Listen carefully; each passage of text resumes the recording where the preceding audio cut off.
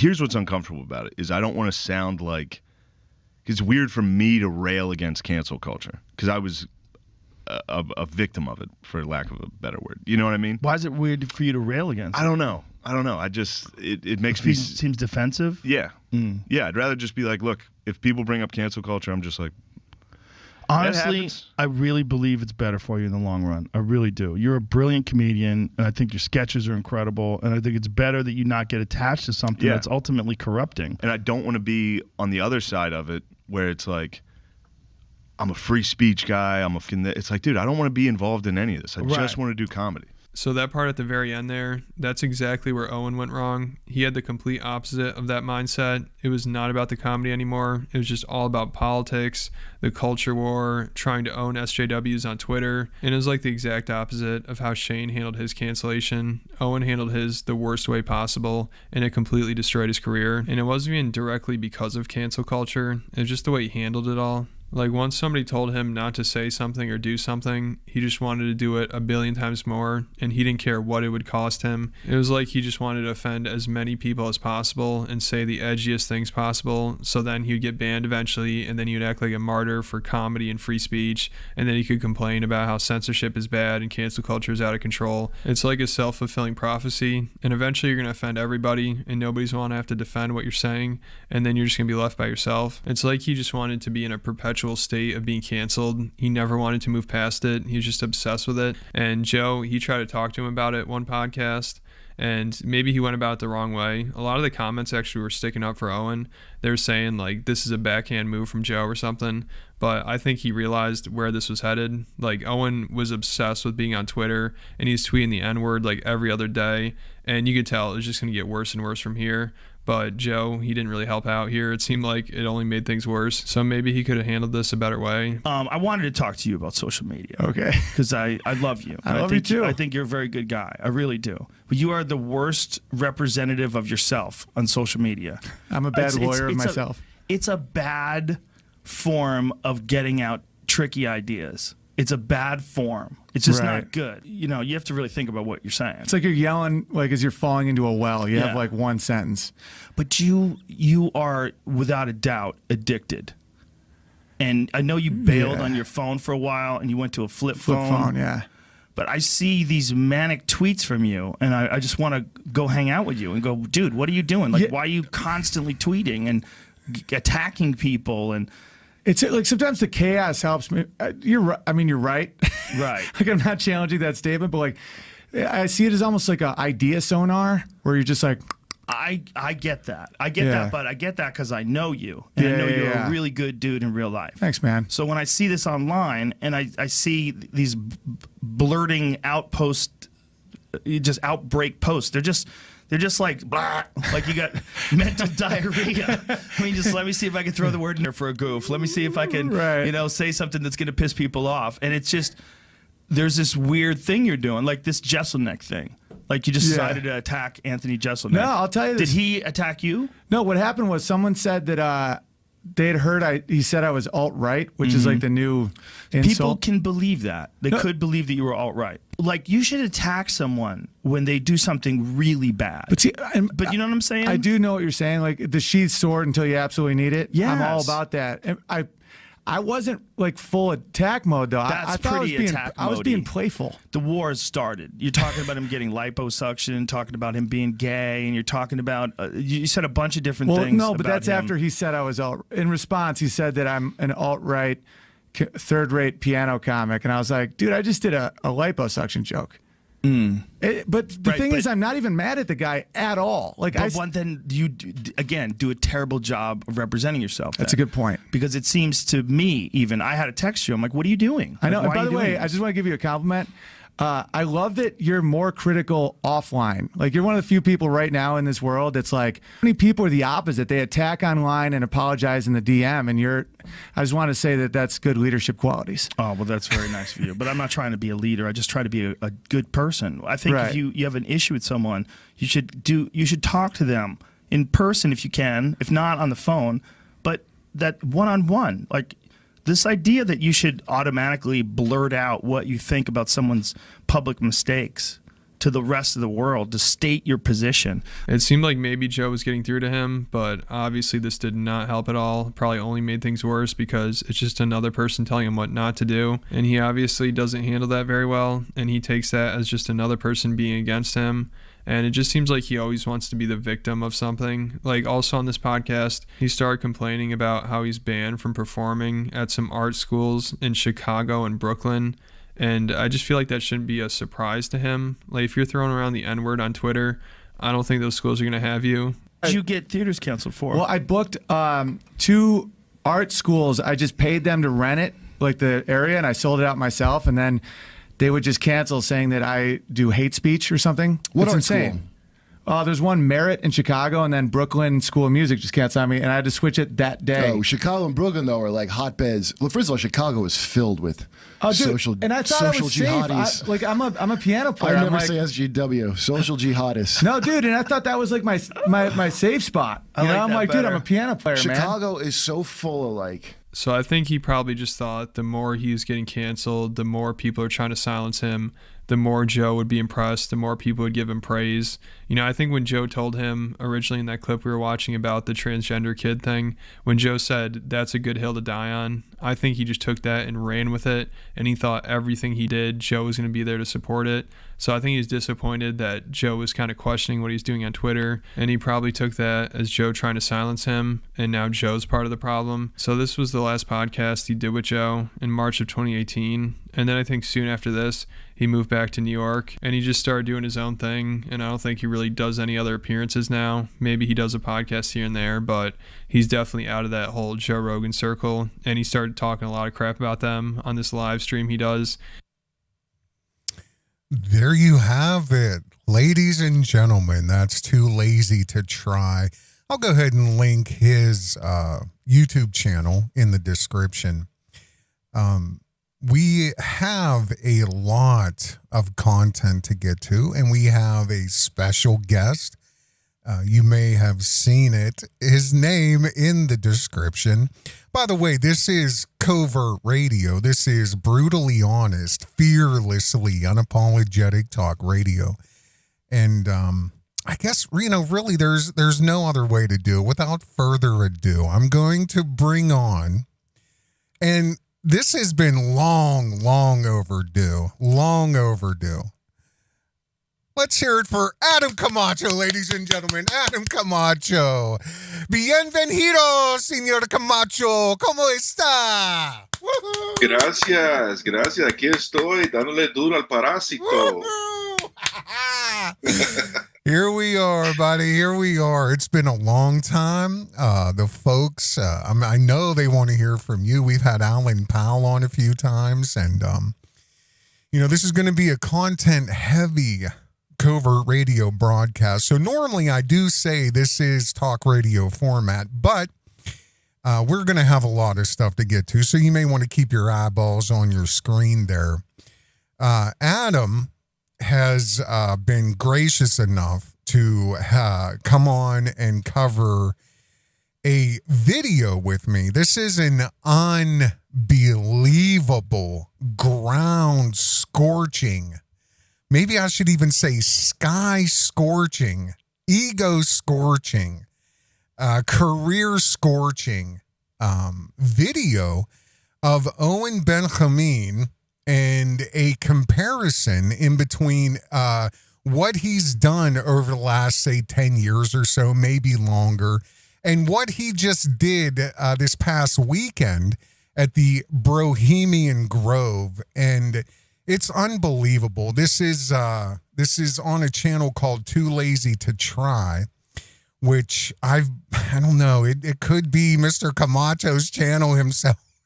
It could be because, the genius behind this comparison is second to none. And I do have to say this, and Adam, I don't want to talk out of skew, but I got to say that, I know for a fact in all the conversations we've had, I know that you have a very histrionic mind, and you have a very hierarchical mind with a lot of data. And I know that you definitely know your Owen Benjamin, and you know your Owen Benjamin comedy, which is why I also believe that there was nobody better to put this clip together than you. This video we're about to watch. You definitely know Owen's comedy from over the years. Is that right? Yeah, I mean, I definitely can say without a doubt that I'm an Owen Benjamin historian.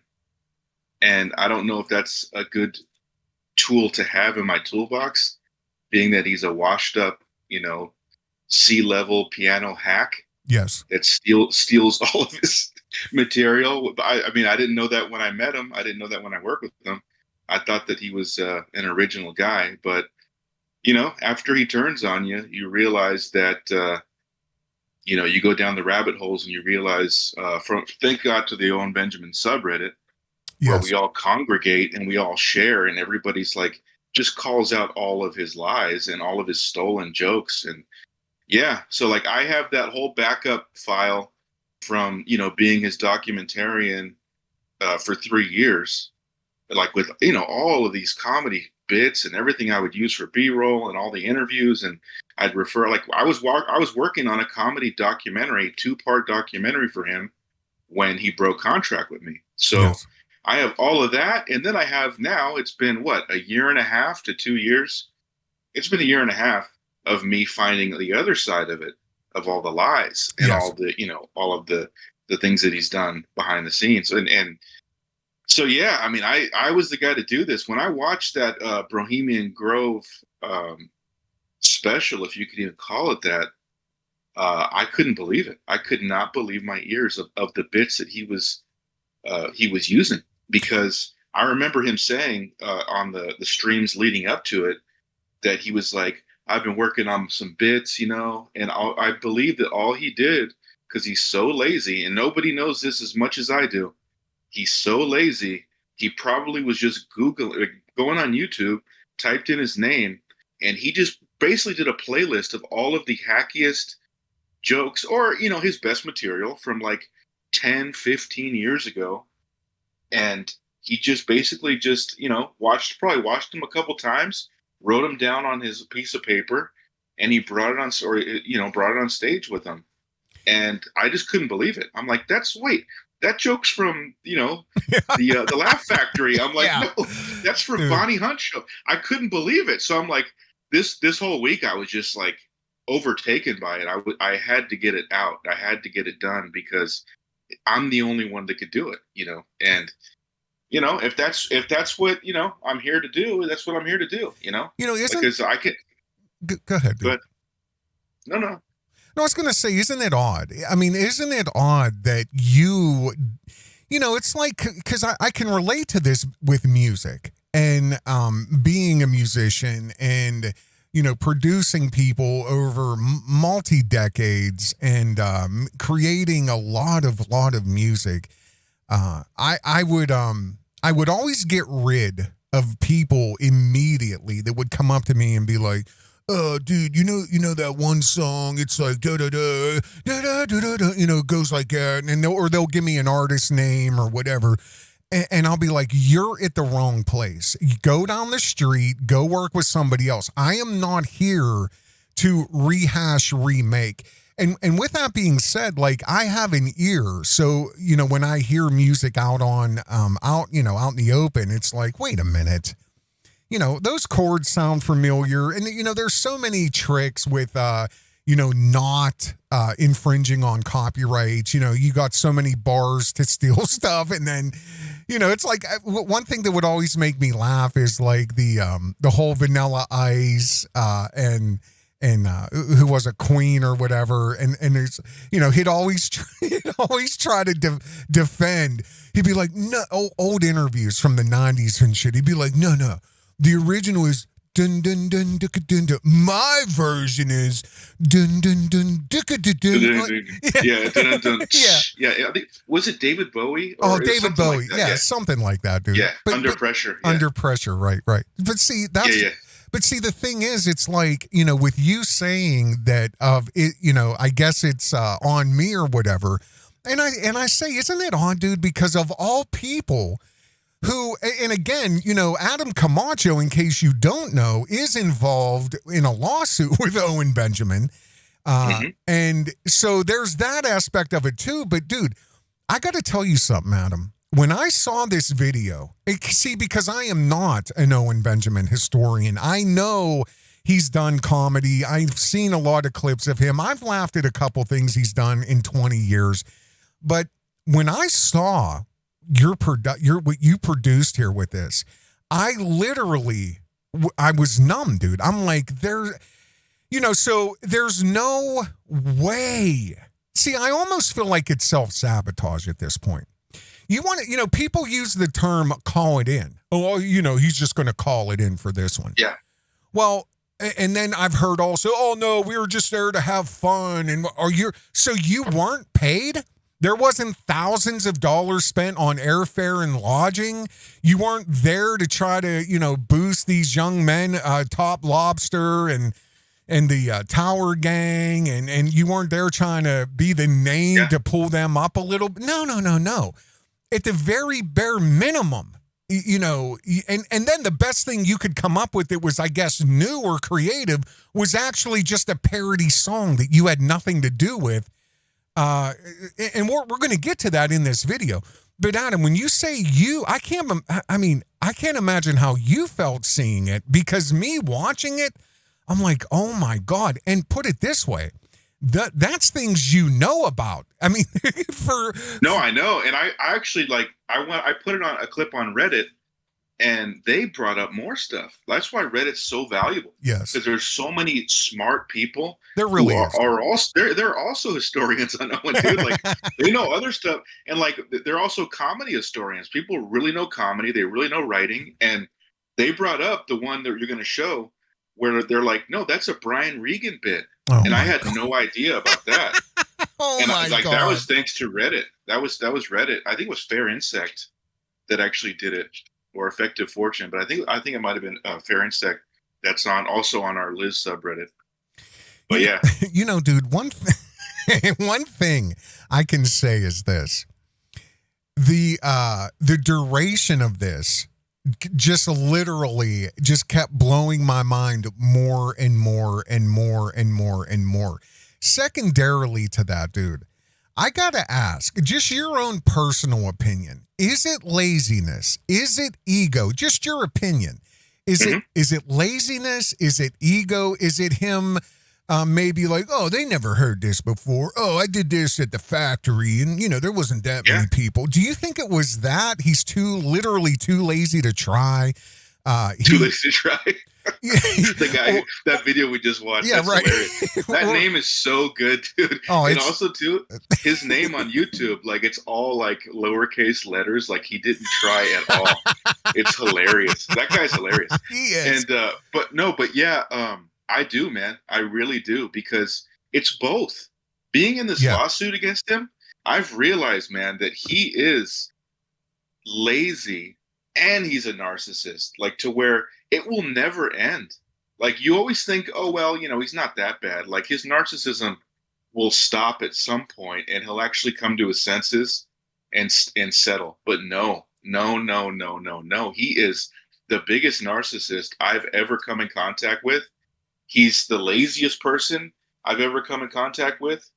For instance, I said that in a video of yours, over a year ago. Yeah, I remember. When I was talking about the comedy special, he tried to do the same thing with our comedy special. He started setting up the bears oh, it's just going to be a speech. It's not going to be a special. Guys, I'm just going to do this. And I wouldn't let it go.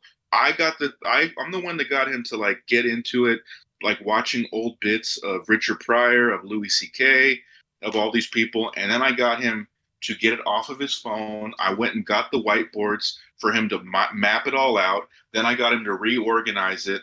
And then that was all me.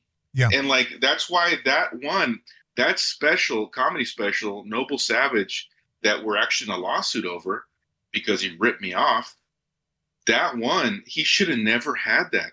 He does not deserve that, because so much effort went into it as far as me, the guys that I got to do it, and the people trying to hold up to my standard, and him like actually me getting him to hold him to a higher standard. Yes. That's gone. And like you can see now with what he just did in Florida in Bohemian Grove, that's what he should have always had, was a shitty camera, shitty operating, shitty backdrop, every unprepared, he is basically now that I'm not there, Sam's not there, it is bad, man. But that's who he is. It's who he is. We never should have tried to help him out. We never should have tried to make him succeed, because he doesn't even recognize quality. He doesn't recognize hard work. He doesn't recognize good people. He is just an empty, narcissistic mama's boy. Yes. That's why like that whole thing, the Lazy to Try with Joe Rogan, we just showed, that guy's nailing it. He's like, he is not listening. Yes. Like he doesn't listen. That was the best advice anyone has ever given him by Joe Rogan. It absolutely was. He won't accept it, and he turns on you for it, because nobody in his life ever did that for him. It was always Owen. Whatever Owen wants, Owen gets. Mm-hmm. And you know what I mean? And Mama's little angel, whatever it is. Yeah, special boy. So like a little special boy, and like so he has no idea.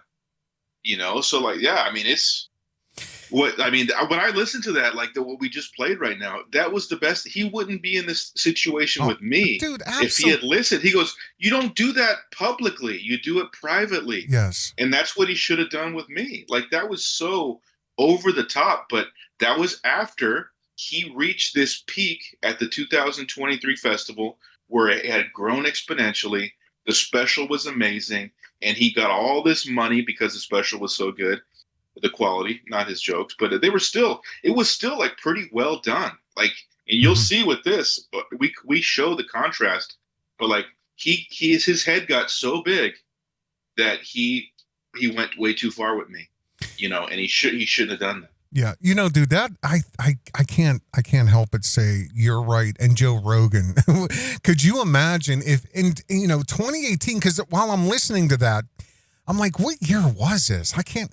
2018, and I would love to talk to Joe, which he does not care. Believe me, Joe Rogan is far beyond. You just dealt with all that shit with Liver King and and all that. But I would just love to ask him. I'd be like, Joe, in retrospect, and if you don't know, let me tell you, do you still respect Owen? Do you still believe he is a good guy? Because he said that in 2018 in that interview. He goes, and I know you're a good guy. I know you're a good guy. And I'm like, well, say that now. Say that after the Patreon lawsuit. Say that after 6 years, there is still no campground. Say that after the Ozark campground, which does not exist. That is clearly a fund misappropriate. Dude, that'd be like us, trying to raise money for 5 years, 4, 5, 6 years for a special playground that's only for handicapped children, and just never building it. Just start other companies, build new houses, buy other shit, buy vehicles, and every year you're like, oh no, the children's playground. Yeah, really, dude? So is he still a good guy, Joe? You really think he's a good guy? I don't think he does, but I think Joe is a good guy. I think he is. I think he is, dude. And I've been talking a little bit to Red Band, just on messages, but it would be nice to talk to Joe one of these days. But like you said, Owen is so insignificant at this point, so toxic, that why would Joe Rogan, comedy mothership, biggest podcast in the world, it's like there's no reason to even speak about him. No, because even the people what was his name, Michael Smith or whatever, who's friends with Owen, who knew Owen, who stayed at his house, who's, he was like, that guy's fucking toxic. You can't even mention his name because next thing you know, it's like, fuck you, your family, burger. Oh, Dave Smith. Yeah, Dave Smith. It's like every one of them. Owen tried to send an olive branch out to him this week too. Oh, well, and not to get all into this, dude, because everybody has opinions about this. But what I'm going to show you, everybody listening to my voice, is going to literally blow your mind. It is going to blow your mind, number one. The second thing is, okay, so, you're back, Owen. You're in Bohemian Grove. You made it back to a stage in 2025. After all the shit you've done, after all the shit that you're not in prison for right now, you managed to get back to a stage. You would think a normally functioning person, in my opinion, would have the wherewithal and the self-respect to sit and work. You say you're a comedian. Oh, I'm a comedian by day, whatever. He just recently said that. You would think that he would at least try a little bit. And what we're going to show you right now proves that there was not even try. It was literally just show up. Just show up. That was all he literally had to do. And what? It was a reunion for you and Coddington. And, so it was like, I want to know what Top Lobster and them paid you. I want to know what it took to get you there for you to do this. And now you're trying to mend old fences, Owen. After what? After what? After calling it in? It's just pathetic. It's pathetic. You want to take a look at this video, bro? Sure do. All right. So this is AI Grift Patrol, which is an unbelievable channel. It's in its infancy stage.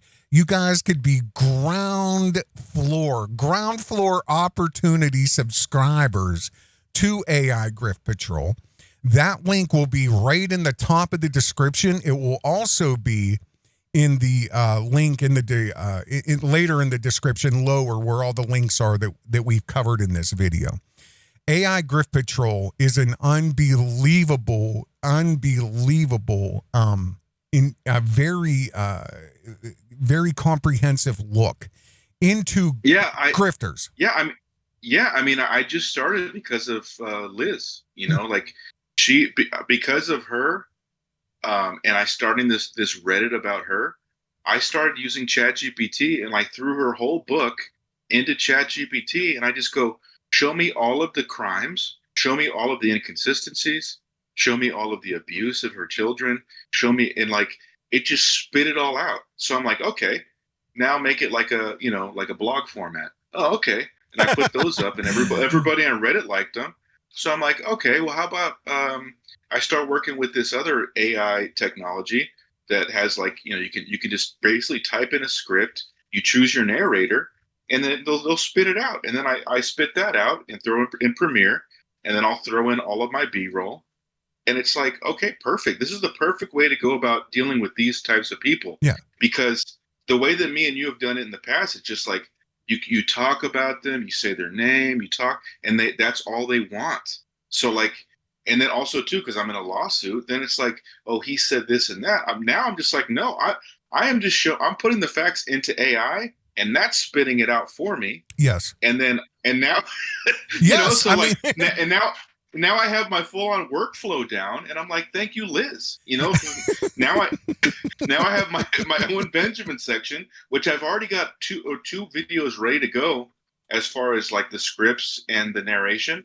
And I just gotta piece them together, and then I want to start doing all these grifters, do Mersh, yes, and do whoever else I can, because Alan Powell's knows all about Mersh. That'll be an easy one to jump to next, and who knows, maybe I can actually make money one day. Well, dude, it's a very, very, very.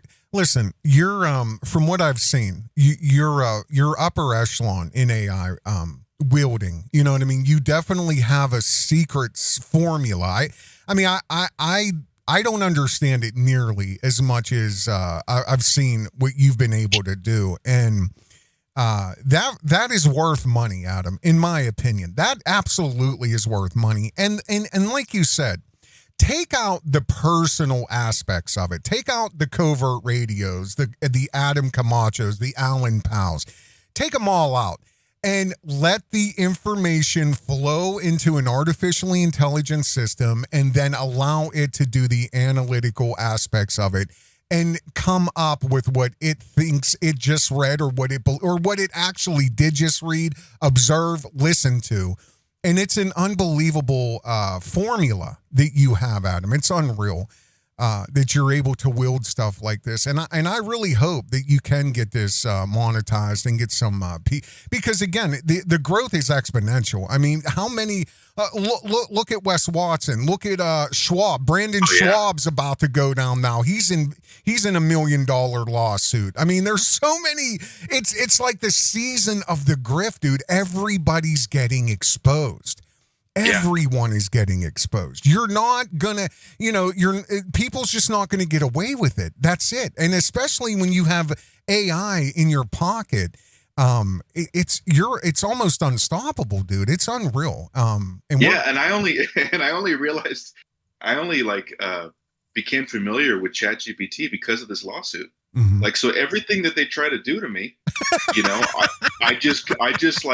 I find out, I find what I can find. I get smarter. I learn new talents, and you know what I mean? I'm only getting stronger every day, but with more attacks and more shit they throw at me. Yeah. So it's like, keep it coming. And Let's dude, go. The truth will always stand on its own two legs. That's the beautiful part about being on this side of the information war. The truth is on our side, dude. The truth is on our side. So it's like, fuck them, man. And like I said, AI Grift Patrol, that link is going to be at the top of the description. It'll also be down in the links. You think this stuff with Owen we're about to show you is mind-blowing. Look at the other content. And I'll also, Adam mentioned the subreddit, the Liz subreddit. I will link that also in the top of the description, along with the Owen Benjamin subreddit too, which again, amazing people, amazing content. And but I could tell you this, it's nothing like you guys are about to see right now. Get ready to have your mind blown right here. This is AI Grift Patrol. This is what Owen Benjamin's Bohemian Grove fell, the end of Tower Gang. Guys, strap in, get yourself a drink, have a bag of chips sitting there, whatever, some carrot sticks or something. Watch this. Any last words before I pump this up, bro? I think we've said enough. Here we go, right here. Bohemian Grove, the laziest special in comedy history. Bohemian Grove. Bohemian Grove. The Bohemian Grove 3 show. Bohemian Grove. See the Bohemian Grove thing through. Bohemian Grove was the first appearance that he's made in the last 5 years. This was supposed to be Owen Benjamin's comeback special, a victory lap, a showcase of dangerous comedy in a world too soft for truth. But what the Tower Gang got was a man with no new material, no preparation, and no shame. It was a man sleepwalking through his past, surrounded by people who no longer laugh, just tolerate. So I'm looking forward to a great weekend in Leesburg with the Bohemian Grove boys. I'm honored that they asked me to do it. I hope we do great podcasts. I'm going to do a great job on the stage. I'm already writing a ton of bits. And attend, it'll be epic because it's the last time I'm doing it. And it's not because they did anything wrong. It's because I am a power generator that can't do certain wiring. Before Owen even touched the mic, he told us, "I've done 2 sets in 6 years. I'm just going to write down deli Jews and wing it." The set for Florida is coming around well. I'm going to be honest with you guys. I'm going to wing most of it. I'm not going to work on the set like I do specials. I'm just going to write down notes. I want to talk about the different types of Jews, like deli Jews and sodomy Jews and all that. I really want to do some of those bits like Ira and just kind of riff. BB, don't forget the King Charles bit. That was hilarious. I don't even remember it, the Bandit Bear. I'm a flow state guy. I'll probably talk about whatever I find funny that day. And I'm unapologetic about it. It's all good. One of the beauties is, I'll give you a little taste though. One of the beauties is, when you're as banned as I am, it's pretty understandable to just kind of come from it from a good angle. You can work really hard and get all your bits right, but there's probably going to be an element of chaos there. He said it himself. No plan, no structure, just flow. But this wasn't improvisation. It was indifference. 2 hours of meandering thought dumps, half-written songs, and recycled punchlines. Because, you know, a lot of people are like, oh, but tall people, I don't think people understand how crazy it is. When people just randomly walk up to you, they're just like, you're huge. Do you play basketball? I'm like, you're black. Did you steal my fucking bike? I'm really tall. I'm 6'7", which is like Narnia tall, you know? And people just assume you're good at stuff when you're tall that you're not good at, like basketball. I'm horrible. And strangers will walk up to me and be like, hey, man, do you play basketball? I'm just like, no. And they're like, no, you can't do it that way, you know. But it's been an interesting thing being 6'8" and bad at basketball because strangers are like, yo, you play basketball? I'm like, no. They're like, why not? You know, they're like sad. They're like, you're wasting it. I'm like, sorry, man. They're like, I want to walk up to a short guy just once and be like, hey, bro, do you get shot out of a cannon? How, little buddy? How, you work for Santa Claus? I want to go up to short dudes and be like, yo, dude, do you get shot out of a cannon? You should totally do that. You could fly through the air. And I actually think it's pretty simple why some of these little Jews don't like giants. It's because we can see the tops of their heads. Can you pause it? And they're like all bald, right? So Yeah. I was going to pause it, dude. Go ahead. You first. Well, I don't want to have to strike your channel. Oh. Please. Yeah, so that whole thing he just did with the basketball thing, it's degenerating. Like it was funnier, like his setups were funnier, like his tone, and also like the punchline too. Like do you get shot out of a cannon? Do you work for Santa? It was funny for back then, and now he just went straight into, did you steal my fucking bike? Yeah, like it's like they're at the festival. Like, yeah, like it's a cult gathering. And dude, that's crazy you said that, because speaking of the cult, if you, and it's driving me crazy because now I'm honed in on it. Okay. I want you to, not you, obviously, but you guys listening, there's somebody in that audience out of the 20 or so that were there. And I just, for whatever reason in my gut, I feel like it's Coddington or something, but they are literally, yeah. It's so yeah, probably over. Probably Jake Shields. Oh yes, little Jake, dude. Yes, yeah. It probably is Jake. It's just ridiculously over exaggerated, and it's and I don't know if they're doing it to just fill the gap of silence. You know, that's funny you said that, dude, about the lack of the theatrics. It was even funnier when he like, hey, you know, he bent over and he's like, hey, you get shot at, you know, not even trying to bend over, nothing to sell it, dude. I mean, even the own joke he's repeating again, he still doesn't even do the theatric part of it to try to sell it a little bit further, which, you know, and I wonder, dude, so 2010 Bonnie Hunt show, 15 years ago, I think, bro, I think he really thought, I'm going to get back. Nobody even remembers this stuff. Who would remember this? Who would remember that? I can reuse that one. COD, help me find more jokes that are like out there way long ago. Well, too bad, Owen. Too bad. Well, and the thing is too, like these type of people don't like that humor. He's like bringing these like really like fun, like just like fun, playful dad joke type jokes, like clean, to a bunch of racists and like anti-Semites and like Nazis. These are the worst. These are the worst of the worst, man. Like the Tower Gang and like Jake Shields, and I mean they're just like they're shit. So like these people, like they want to do is hear the N-word. They want to hear like this like mean-spirited, like low vibrational shit. And now he's trying to bring back who he was to these people with these old jokes where he was like the big, dumb, playful guy who wasn't hateful. He was too drunk to be hateful. He was too like, you know, I don't know. He was just like, he wasn't that guy. And like, it doesn't line up with who he is now. It's so weird. It was such a bad choice. Yeah, it really does feel wedged in, dude. Listening to the comparison of like, did you fucking steal my bike? Like, that's just why you're like, why wedge that in there? Like, it feels so just because that's his go-to. It's his, even though we proved already in another video that he says in 2014 it was a white guy that stole his bike, yes.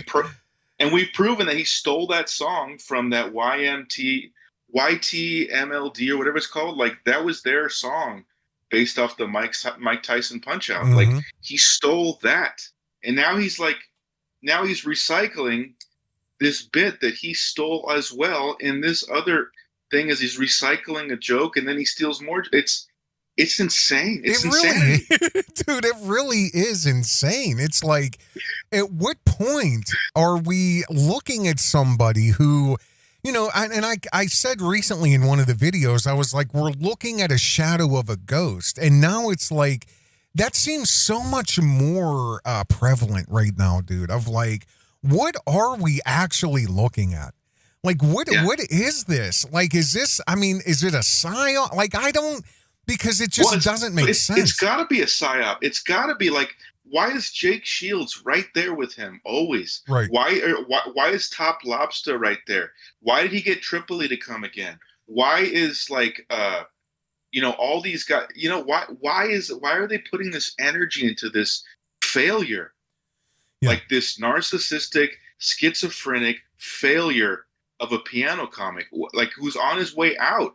They're like trying to squeeze every last bit of juice that he has. That, like, he's already been juiced from Hollywood. He never even had that much juice to begin with. Right. But like, you know what I mean? It's so odd. Yeah, it is. The way the way they defended him, the way they still went and did this, it's I don't know.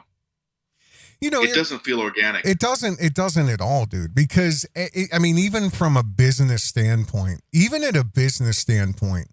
I mean, you know, it'd be like I don't know, dude. It would be like, say you're a web designer and somebody hires you to do a unique, totally custom, not cookie cutter WordPress design and whatever. And you're like, yeah, no problem, this and that, da-da-da.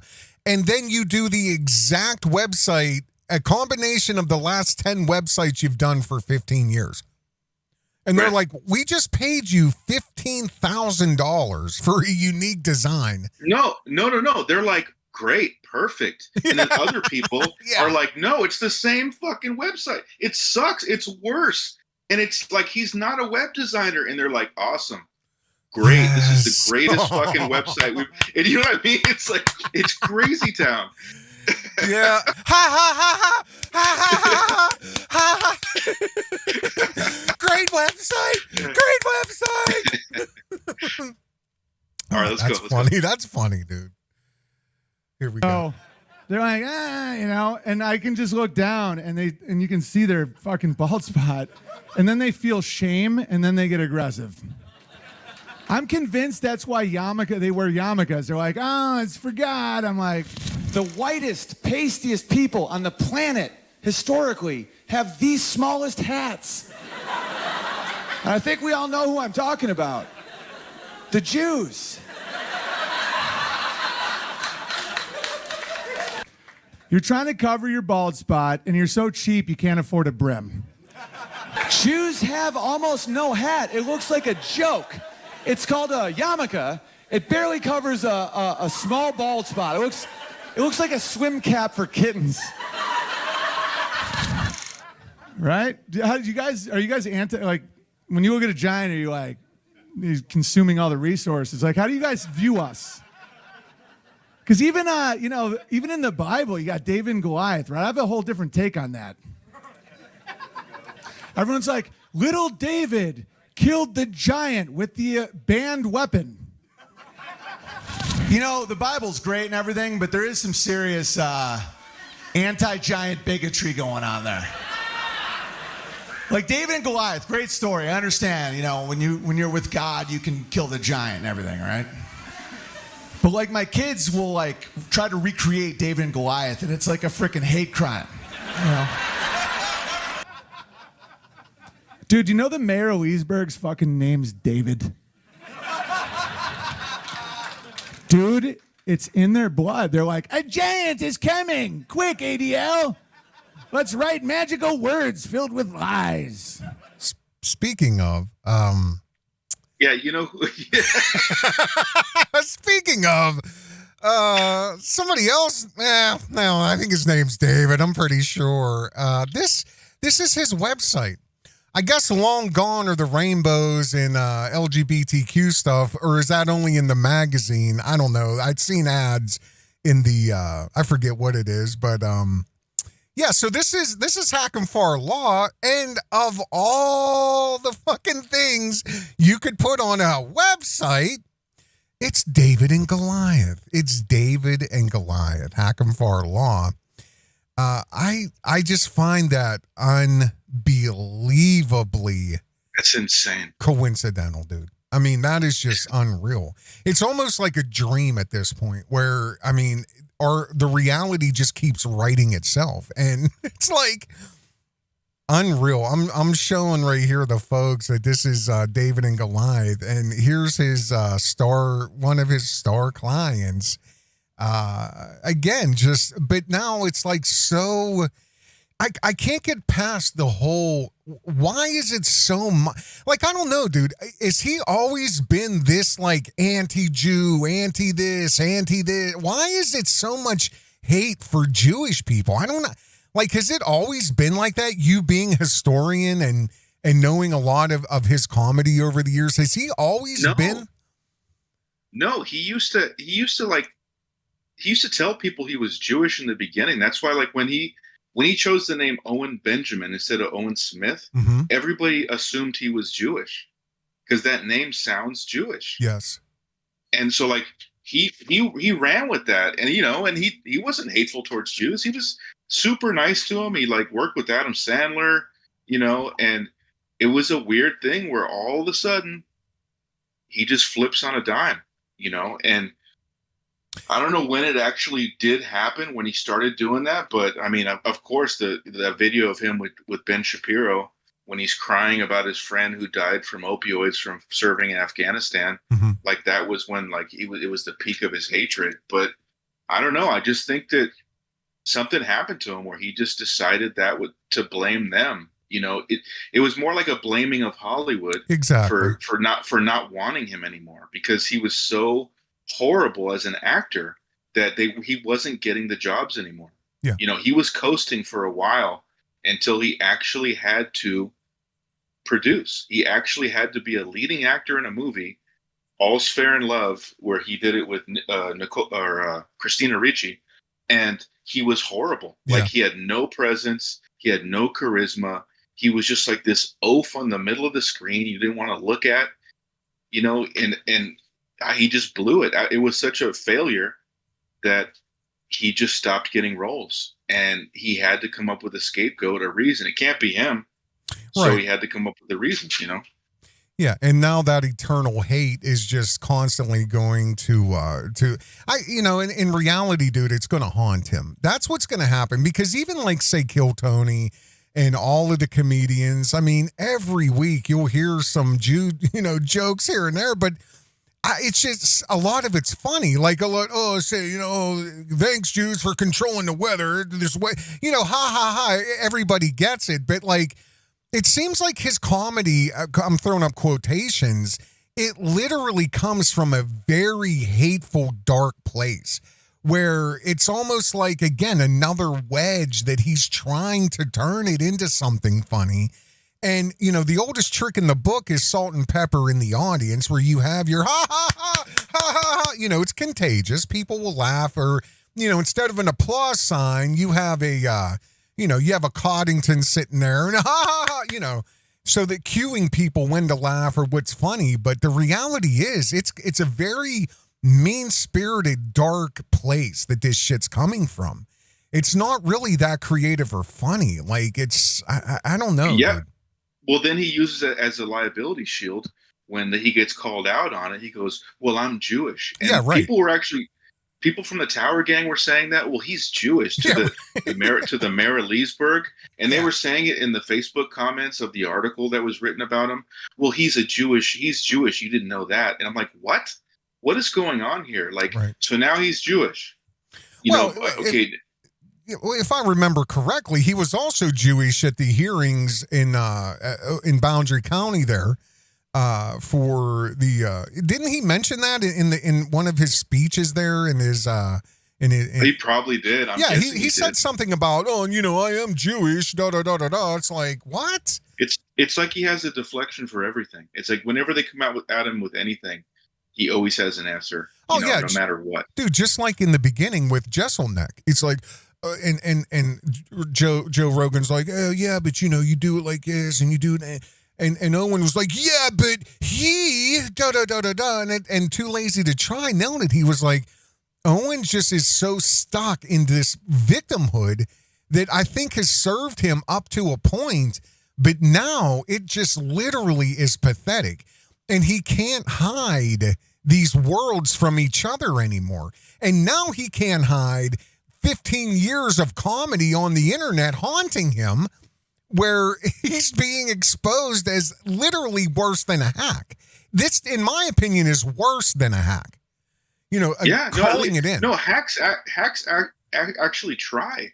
Yeah, right. They actually they go out and they actually. I mean, look at all these people on Kill Tony, man. They are going out and they're doing open mics. They're trying, they're writing, they're hanging out with other comics. He is completely out of the loop. And he could easily do open mics. There's several in Sandpoint. There's several in Spokane. There's comedy clubs. There's a club I think there's a couple in Spokane. Like, that's, if he's worried about it, Sandpoint doing it because of his kids, like he said, like he did with his brother in New York, he like blew it up. Go to Spokane. And you know what? If you're worried about the type of material you're doing of it being racist with a liberal audience, then be clever, like these people do on Kill Tony. They're clever about it. You can't, you know what I mean? And you can feel, like you just said, you can feel the hatred when you can tell when someone's actually got hatred in their heart for people. And with Kill Tony, when they joke, when like Tony Hinchcliffe makes Jew jokes or whatever, you could tell it's just a joke, and they're moving on, and it's like they're very creative about it, or it's just a riff, and they get past it. But it's like, you know what I mean? But you could tell with Owen that it's like, look at how he's like, you know what I mean? His body language changes when he says stuff. His cheeks turn red. It's like the look in his eye, the pupils. It's just, it comes from a bad place, man. We can feel it. Very angry, dude. He looks very angry. There's an old saying that's you are given the face you deserve by age 60. You're given the face you deserve. And looking at his eyes and his face and the lines coming in crystal clear now, it's like, you're one fucking angry guy, man. You're a very angry man. And and I'll just say this last thing before I hit play, dude. You mentioned about him going out and doing open mics. See, in my opinion, bro, again, like this mystery of this psyop or whatever it is with the Tower Gang and Top Lobster and the MMA fighter. I always forget his name. What's his name? Jake Shields. Yeah, Jake Shields. Like all these people fanboying for what? For what? Yeah. What is it though? It's nothing that is being established. It's something other than that. And I think Owen's own weight of his actual reality is going to crush him and his family. He can't do any open mics, dude, because there's nothing there to for him to establish. His only power is remember when. His only power is ex-Hollywood superstar canceled. He is perpetually the cancel boy. Like he is the fancy cancel boy who's always going to go back to, I stood up for for children in a time. That was fucking 10 years ago or whatever. What are you talking about? Politicians, super megastars, athletes, they've all come out, but they've gotten past it. And we have the audio that proves that wasn't true. He admits to his mother on the phone. Yes. It wasn't the trans thing that got him canceled. That was not it. He says it in the Reddit. He had like a Reddit post that he talks about, or a Facebook post that was posted to Reddit when he was on Facebook before. And he's on it again. But like he admits that wasn't it. No, dude, I played that clip 100 times. Yeah. And Owen's like, I really don't, his mom's like, I really don't think it was the trans thing per se. And he goes, oh, I know it wasn't. I know it wasn't. Right. Exactly.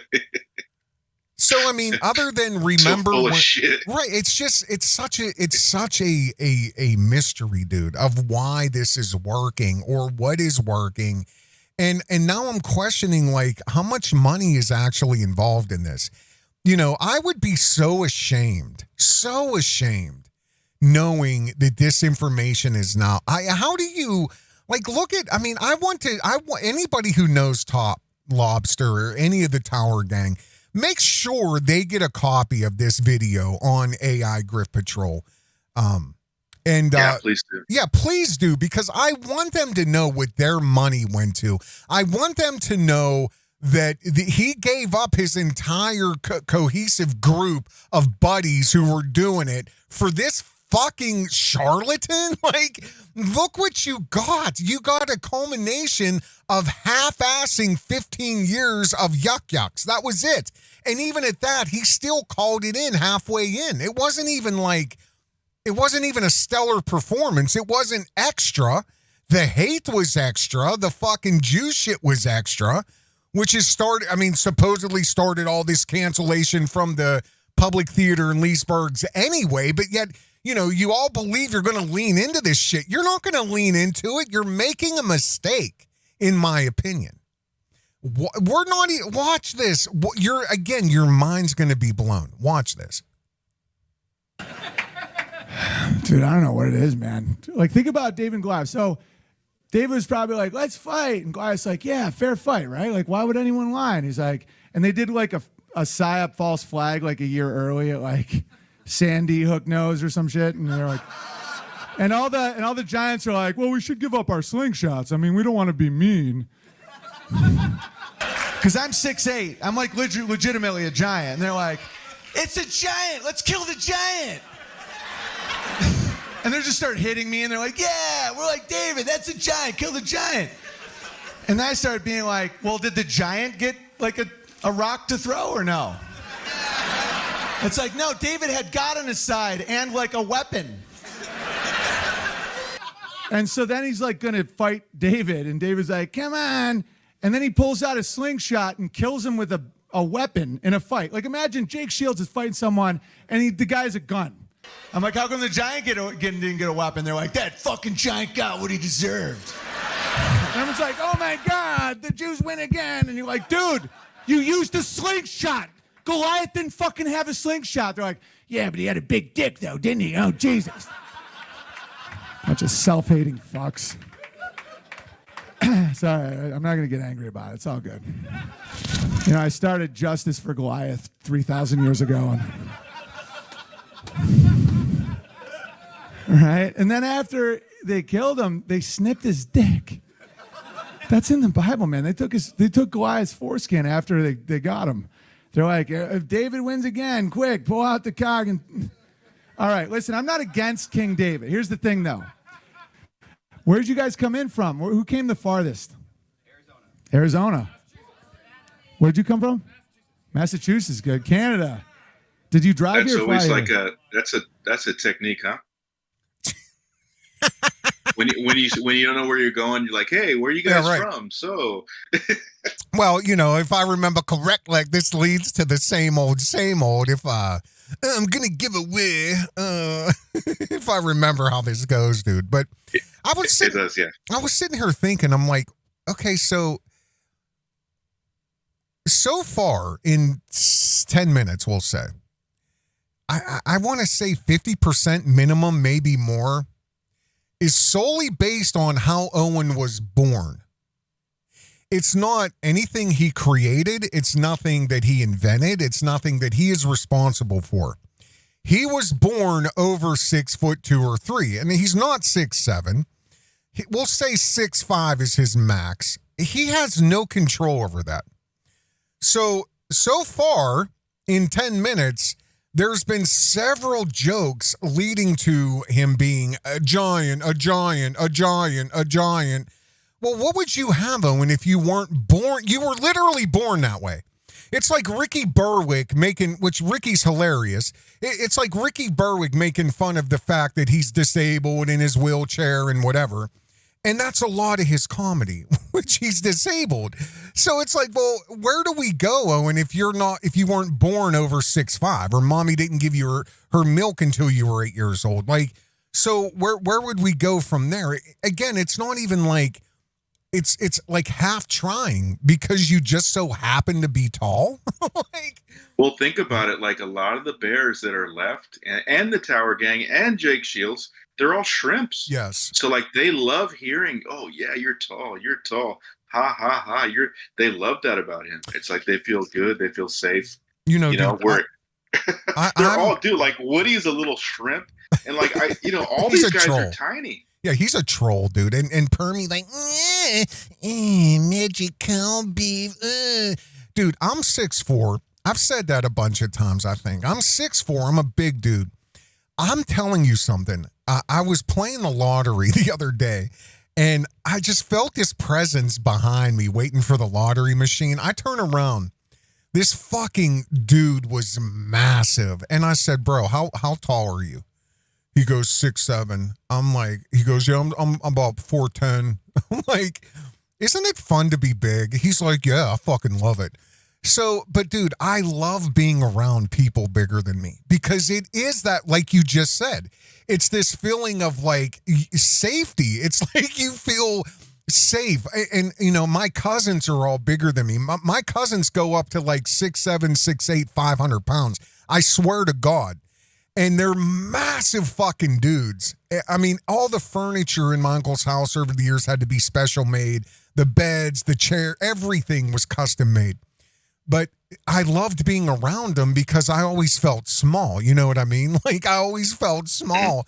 And it is a weird feeling. It's like when you're around massive people, it is this very weird dichotomy of like, you feel different, you feel it. So there is credence to what you just said. All of these bears, and you can see Owen probably clearly understands that. And here we go, just lean into it. But again, I think to myself, well, what would you have if you were not born that way, Owen? You didn't invent being tall, I remember him saying over the years, I'm the heightest and all this shit. Okay, you were born that way, dude. Like, that's not that imaginative. There's no far stretch here. Like I said in an earlier stream with you, like when I met Carl Spitali, which is Josh Denny's buddy. Yeah. He's actually 6'8", and I didn't even realize it. We were just sitting at a diner and eating and stuff for like 2.5 hours. And then when we got up to leave, I was like, geez, like this guy's huge. It's a whole nother level when you're that tall. Like and Owen, you never feel that. I feel like even if you look at the image of him right now, it's mostly his giant head. Yeah, look at his shoulders. His shoulders are so fucked, like, dude. His head is like way too big, like too long, and just like a polar bear. Like they're getting a couple inches up, just off their forehead. That's not fair. You know what I mean? Oh, that's hilarious. It's not fair. Yeah, dude, you can't control how you're born, bro. And, it's like he can't get away from the whole dick thing. It's always this Jew, dick, height, Jew, dick, height, Jew, dick, height. Okay, over and over and over. Bake it in a cake, put it in a pie, put it on some pizza. But no matter what. No matter what. He just cucks them. He talks all about dicks and his height, and then it's at the end of it, pay your gay away. You're all gay. They're all wet. And everyone's like, all right. Oh, but yeah, we're 10 minutes in, and it's unreal, bro. It's unreal. But yeah, the whole, hey, where'd you come from? You guys, how about this weather? That's like the classic. It is. So, where'd you fly in from? Oh, blah, blah, blah. It's just so hack. Yeah. But he doesn't know what he's doing. This is what happens when you don't prepare, when you don't, like, you are not George Carlin, dude.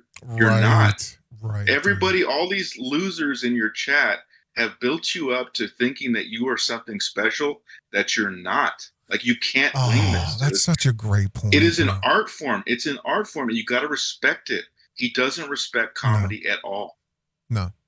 No, he was told he was funny. He did a few shows at colleges. He landed a few smart friends who were funny. And now he's just rode it so far and so long that he's burning, dude. He's flown too close to the sun. But the reality is, like, he was catapulted. He didn't have the wings to fly. He may be fluffed a little bit, literally, but it's like he's too close, dude. And the wherewithal to just continuously go back the next day and show your face, I would be so ashamed, because here's the reality. Now we know what he already knew. He knew he was coming there to rehash a bunch of old shit, unprepared, but he never thought in a million years that everybody now would know that. Well, now we know. I would be so fucking ashamed. I can't even put it into words, man. I can't even put it into words how ashamed I would be if I was him. And you were right, bro. It really is this, let alone he's a narcissist, let alone this self-inflated ego. When you have people around you every day, all day for 6, 7, 8 years now, oh, you're so funny. Oh, you're so funny. Oh, and hanging on your every word. It's created this delusionality of talent and, just go there unprepared. Really? Well, was the check unprepared? Was it filled all the way out? Did Top forget to sign it? I don't know. I'd love to have a conversation with him. Watch this. This gets better. It's just joke after joke, rehash over and over. Here's where it comes into play. Where are you from? You come from Cincinnati? Okay. I might give you a bar of soap. Yeah, here we go. Like, Top was like, yo, you can bring merch. I have 3 bars of soap that I made. And I'm like, I'm not selling 3 bars of soap. So I'm like, I'm going to give them away. And, but here's the funniest part. I guarantee the mayor will say it's anti-Semitic that I make my own soap. They died especially bad with us. They turned us into soap.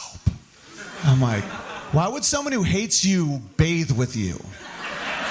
Because I literally make soap. That's how I know a lot of this shit is nonsense. They're like, they turned our flesh into soap. I'm like, dude, that's not possible.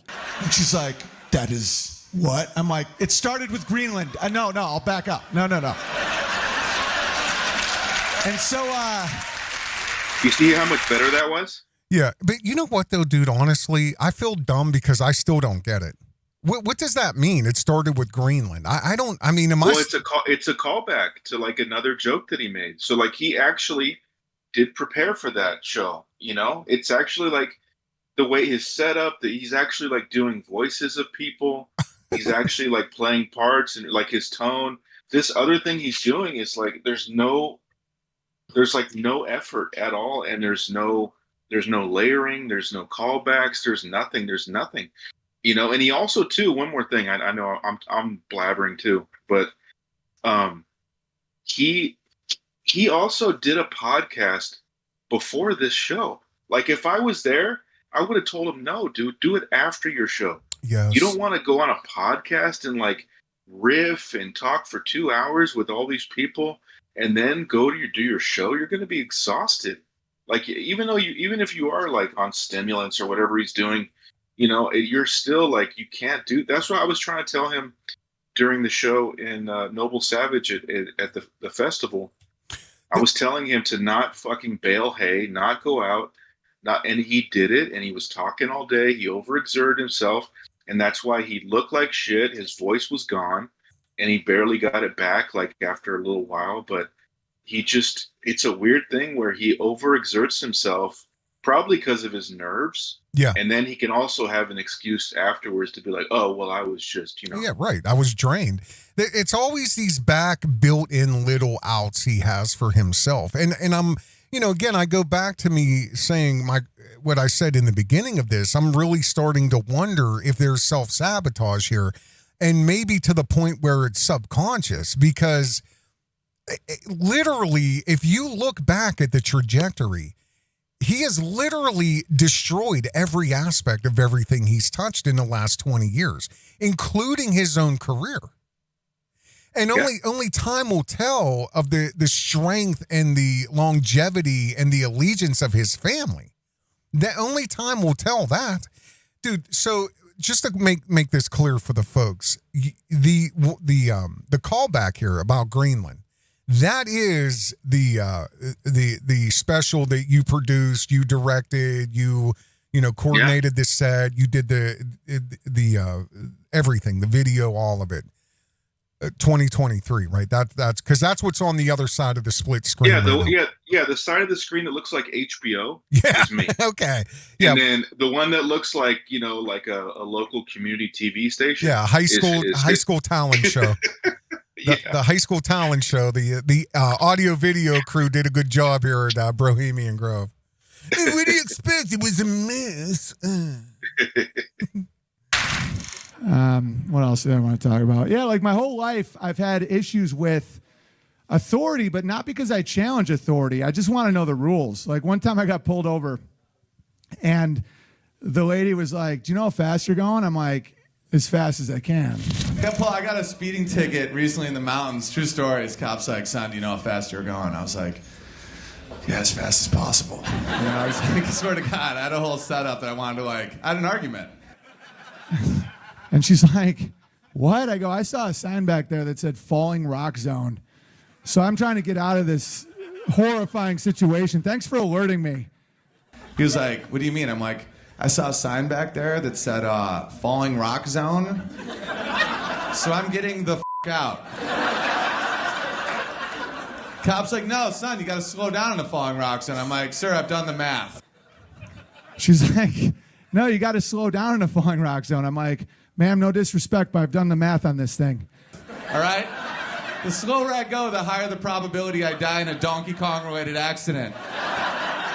The slower I go, the higher the probability I die in a Donkey Kong-related incident. Hold on there. This is unbelievable, dude. Can you believe that? Look at the big Mr. Babyface. Oh my God. Who's actually performing. He's got rhythm. He's moving his body around. He's actually performing, and he's a likable guy. The other guy is just trying to remember. He keeps grabbing his stupid jacket, and he keeps trying to remember this joke. And he looks. You could tell he looks confused. Dude, you got to practice this stuff. You're not Houdini. What? What I noticed, dude, is I really believe now that he purposefully went back as far as possible. First big thing was 2010. Now we're at 2011. Yeah, I know a lot of this stuff was peppered in with 2023 and well, not a lot, but there's a few minutes of that. But I think he genuinely tried to go back as far as he could, hoping nobody would do what we're doing right now. Or hoping that, these kids are young. They ain't gonna fucking know. They were wearing diapers when I was on stage at the Laugh dude. Factory. They were 10 years old or whatever, when he was doing that. Wow. Wow, how sad, bro. Instead of trying, just so fucking sad, dude. I'd be so ashamed. So ashamed, man. It's just, that's the issue I had with COVID the most. It was oh yeah, you have to wear a mask walking into the restaurant, but then you can take it off unless you're gay, then you have to wear this hat. And for a lot of you, it was COVID. Because COVID happened and it got so weird, nothing made sense. Where they're okay, when you go into a restaurant, you have to wear a mask, and then when you sit down, you get to take the mask off. I'm like, okay, so this is all nonsense. They're like, you sound like you're full of hate. And any thinking person's so the virus just stays at 6 foot? It doesn't go down? And Coddington's what about dwarves?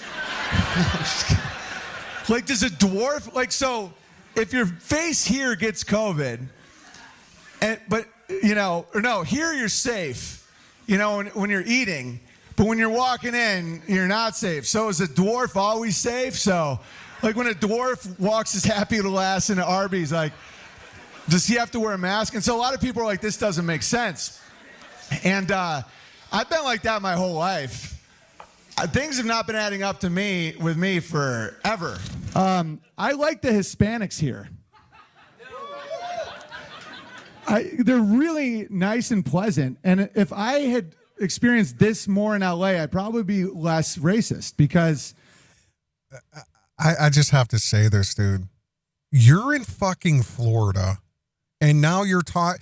So Florida, primarily Jewish and Mexican and black, tons.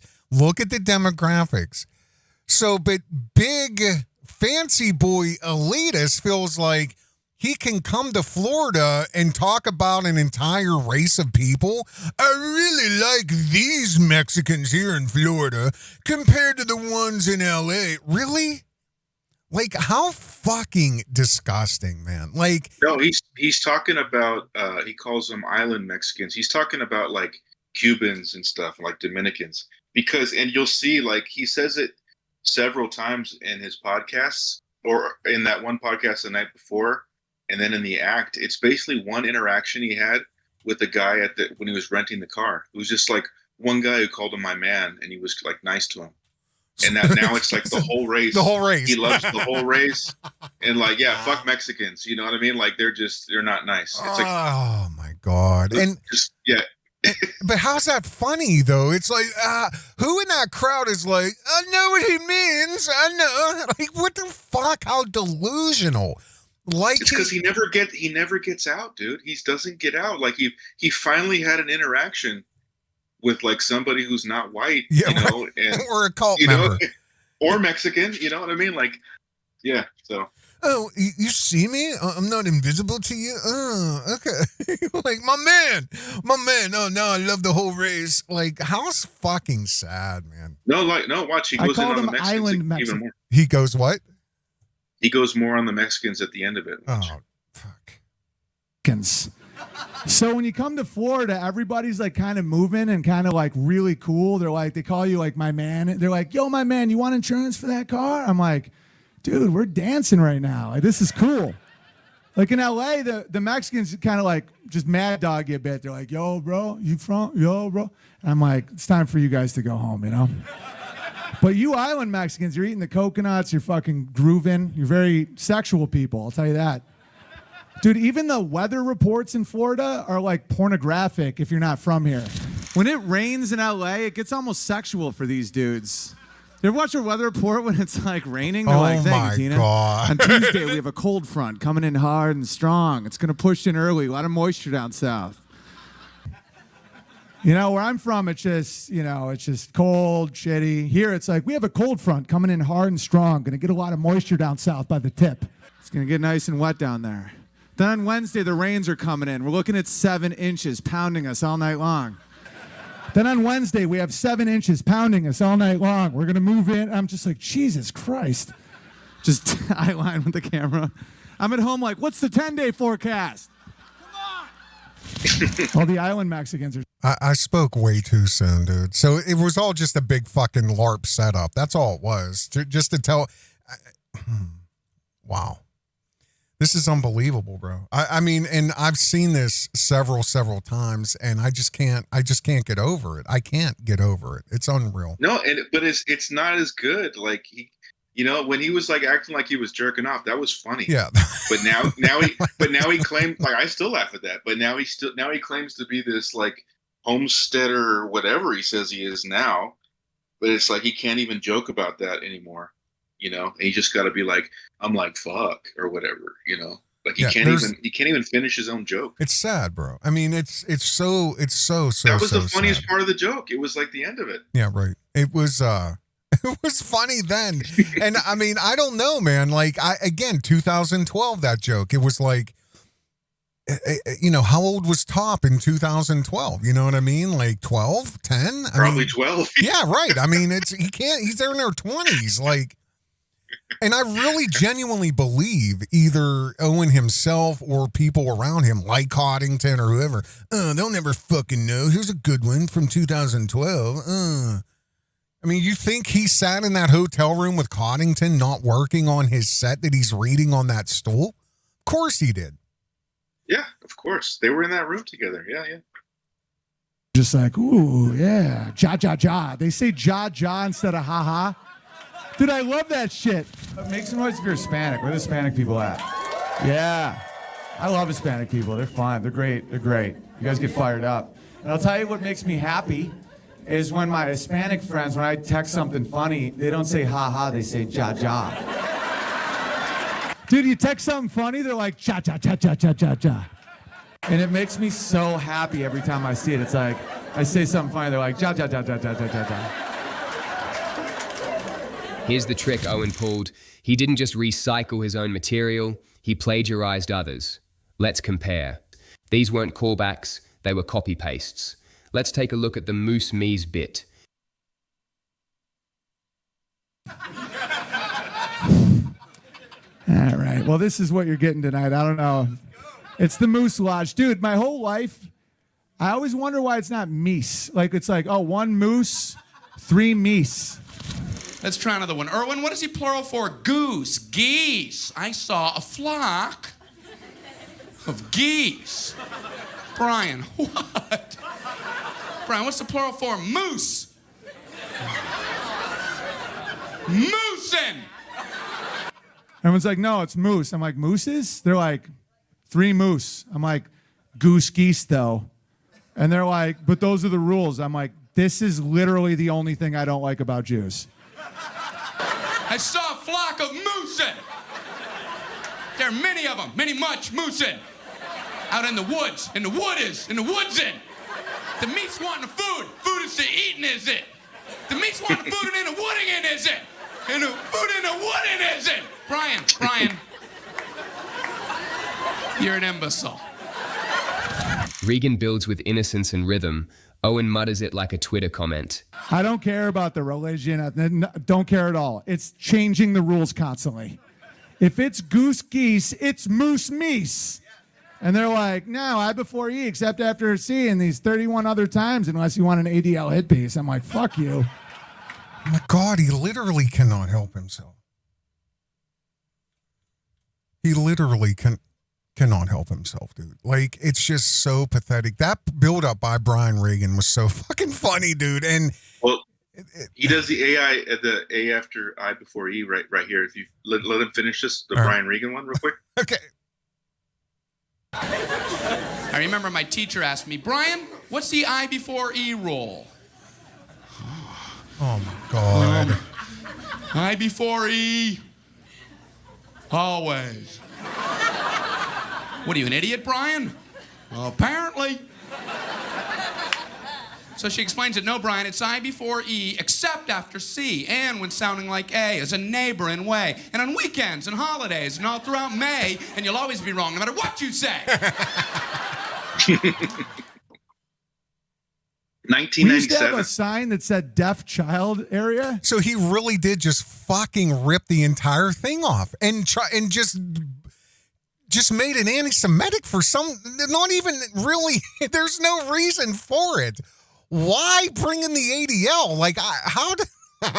No, and also, too, Brian Regan is, like, the most, like, innocent, like, clean, like, you know what I mean? Like, the most, his comedy is not this. Like, you can't bring Brian Regan-style jokes into, like, a Nazi, club. You know what I mean? Like, right. It's so weird. It's a strange choice. And even if he didn't know about that bit from Brian Regan, there's no way. There's no way he did. No, least he could do is Google it, man. Like, he's the one who's always saying how everybody's stealing his jokes, how Chappelle stole his joke. Well, you know what? Look what you're doing right now. Yeah. What are you going to say now? No, why? Dude, the problem. It was 30 years ago. Yeah, right. Exactly. And the top and all the fucking Tower Gang weren't even born. Dude, not only that, the probability of that sequence sequentially with the Moose Meese A and I before E, there's no fucking way, dude. There's no way. The odds of that are worse than the lottery. The odds of that happening sequentially like that, the odds of that is worse than hitting the Powerball. Like, there's no fucking way, dude. What a hack. That's true. What a fucking hack, man. Like, no, and he made it like hateful and about Jews. Yes, why though? Why would you? Why? Why blame the Jews for like you being an idiot? Like just like Brian Regan saying I was an idiot. You know, that's what makes it funny. And plus the build-up was funny too, dude. Like, in the performance, Owen just yells, "It's Moe's mate!" What you know? What I mean, it's Goose Geek. Whatever he said, it's so bad. It's bad, dude. It's bad. It's sad. It's sad, and it's bad. And he criticizes Rogan for yelling, like trying to do a Sam Kinison thing when he can't get a laugh. He'll like yell it. He makes fun of him for doing that. He's doing it. I'd love to see footage to see who the I want to see who that was, dude. I want to see. I can't. I mean, I can't get it out of my brain. Every joke, everything that doesn't land, it's just fucking one idiot, like loudly. It's got to be that. It's got to be that little monkey, Jake Shields. I hope somebody has footage of this, dude. I would love to see that because that's sad. That's just so sad, man. That's like, I don't know, cheering for your kid at fucking T-ball or something. Like, And everyone used to just honk and laugh. You know, they just be like, man, and Dana, his name was Dana, he'd be like, We're in the car one time. George is up front, I'm driving, Isla's in the back seat, and we drive past a sign that says deaf child. And immediately I hear the think tank in the back start bubbling. Isla just to herself goes, well, that's racist. I go, nope, no, it's not. It's not what racism looks like. Because I always wonder, what the fuck does that sign even do? It's just virtue signaling, you know. No one's like, hey, a kid ran out. Just honk and gun it. I didn't see a sign. He's definitely not deaf. And Georgia goes, Isla, they put that sign up so that we know when we're in this neighborhood, we should probably lower our radios. I'm like, what the fuck? No twist, no layering, no punch, just the hollow shell of a joke he didn't write. Like, literally, what does a Deaf Child Zone song do? Or Deaf Child Zone sign do? Like, what possible good does that do? Can anyone answer that? No, finish this. I want to hear the end of this. Easy question. She goes, so we don't rub it in that we can hear, right, Dad? I'm like, no, that's not. Shit, you're dumber than she is. No, Georgia, that's not why they have that. Slow down to read it? Well, you slow down to read the sign, you're like, Deaf Child Zone. How does that change your driving in any way? Are there people that are just like, man, I'm just going to get real audio with my driving and just know the kid? No, little Dano like looked out. He was just like, I know. But yet I'm the mean guy for having a fun honk and having a good time. It's so you know there's a kid that may not hear your car coming, Georgia. And then Isla leans up at the front and goes, so are deaf kids like guns? Do you have to register them with the state?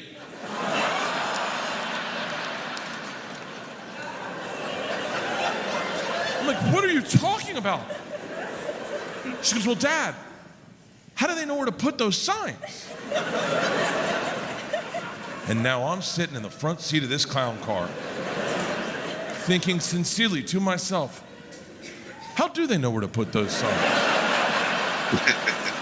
No structure, no build, no originality. Even when reusing his own material, Owen couldn't recreate the spark. You press pause? Yeah. Yeah, so the guy that was once his friend, Bert Kreischer, who he's laid into, called him whatever, you know, the worst things in the world, that was his buddy. He just stole his joke. Like, you're not going to tell me that he came up with just this deaf child. Right. No one thinks about that. No. Those signs are nowhere to be found. Like, I know, dude. There's no way. Yeah, I've seen I've seen them, but I can't tell you the last time I seen one. And I don't think that I don't know if they exist anymore. But again, it's a dumb premise. It's obvious what it's for. It just means the kid can't hear you, so you might as well, you got to go extra slow. Yeah. I mean, that's it. Yeah, and plus him living where he lives for the last 10, 15 years, Washington and in the middle of nowhere out there in Idaho or whatever. It's like, come on, you know, dude, it's so, see, even when Brett did it, or Bert did it, it was like, okay, I get it. I mean, it's just the whole build-up is funny. Owen literally, and I'm not just saying this, nothing he said made sense. I'm waiting for like, well, there's got to be more. There's got to be more. It made no fucking sense at all. Like all it was mean-spirited. He was like making fun of a deaf kid. Yeah, like very meanly. Yeah, yeah, it was horrible. And then he just let it die. He just went and looked at his notes again. Yeah, it went nowhere. It literally went nowhere, dude. There was no point to it. There was no punchline. It's just him going, like, it's funny that, like, I just don't, I swear to God, I don't get it. I just don't get it. And I think the Bert thing, it's funny because it's a big crowd and, you know, laughter's contagious. But even at that, it's not that funny. I mean, we're laughing at how stupid his family is, I guess. But other than that, it's like, okay, I mean. I think it's funny. I think it's funny, like, when your daughter is just like, they think they know the answer. I think it's pretty funny, actually. Like I said, it's funny how stupid his kids are. But, I mean, the whole premise, I don't know, man. I don't know. Like, Owen is definitely, it's, you know, it's something that is very, again, I wish I didn't know where it came from. And, you know, just seeing the mean-spirited kind of like hate, you know. I mean, I don't know too many comedians. I mean, if you're deaf, make fun of it. If you're blind, you can make fun of it. But, like, you know what I mean, dude? It's just, there was nothing there. Yeah, look at Kill Tony. Kill Tony has disabled people all through it, and they don't act like that. They don't joke like that, meanly like that. They'll like kind of, you know, joke with them a bit and let the people make fun of themselves. But, like, you don't just talk like that. Like, this guy, like, I don't want to say it, but. Nah, we're all thinking it, dude. We're all thinking it. I just, this expose is more of a reality check of who this guy is than I've ever seen in my life, dude. It speaks measures of his character, his ethic, his everything, dude. His constitution. And I don't see anywhere how this could be explained away at all. And I have a feeling that if this does get back to Top Lobsta or whoever, you know, I just have a feeling Owen's going to double down somehow. Of course. And instead of, like, you know, saying, oh, you know, I dropped the ball, I fucking called it in, like, you know. Never, dude. Here's your money back. Like, sorry, I destroyed your fucking entire group here. Like, sorry, you went to bat for me. They already started in my comments. This guy, this you know Pepe Frog type guy, of course, is like sounds kind of like Jay kvetching. It wasn't Owen special at all. He just showed up to have fun. And I said, just showed up to have fun is a cute way to describe bombing with stolen jokes. If that was Owen having fun, the audience looked like they were being punished for something. He hijacked the stage like it was 2016, forgot the punchlines, and called it a set. Brian Regan wants his Moose Meese joke back, and probably his dignity too. And Top wants his money back. And the Tower Gang wants their buddies back. Okay? Everybody wants a refund, Owen.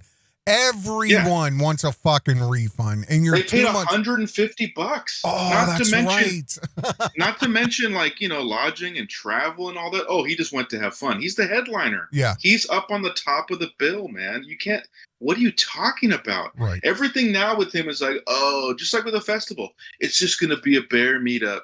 There's not going to be any, you know what I mean? He's downplaying every responsibility that he has. He's downplaying it. Well, not to get all into this, dude, but that's crazy you said that because I do have the, what was her name? Foster Bear, the Black Baby Sacrifice video.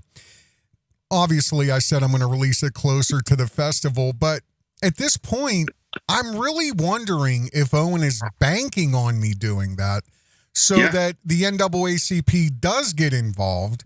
And then he has complete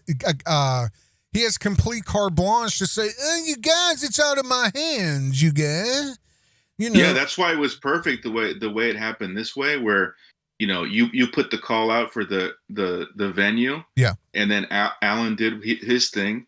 And so they canceled that venue, but then he still had to go out there and perform at a fucking Moose Lodge.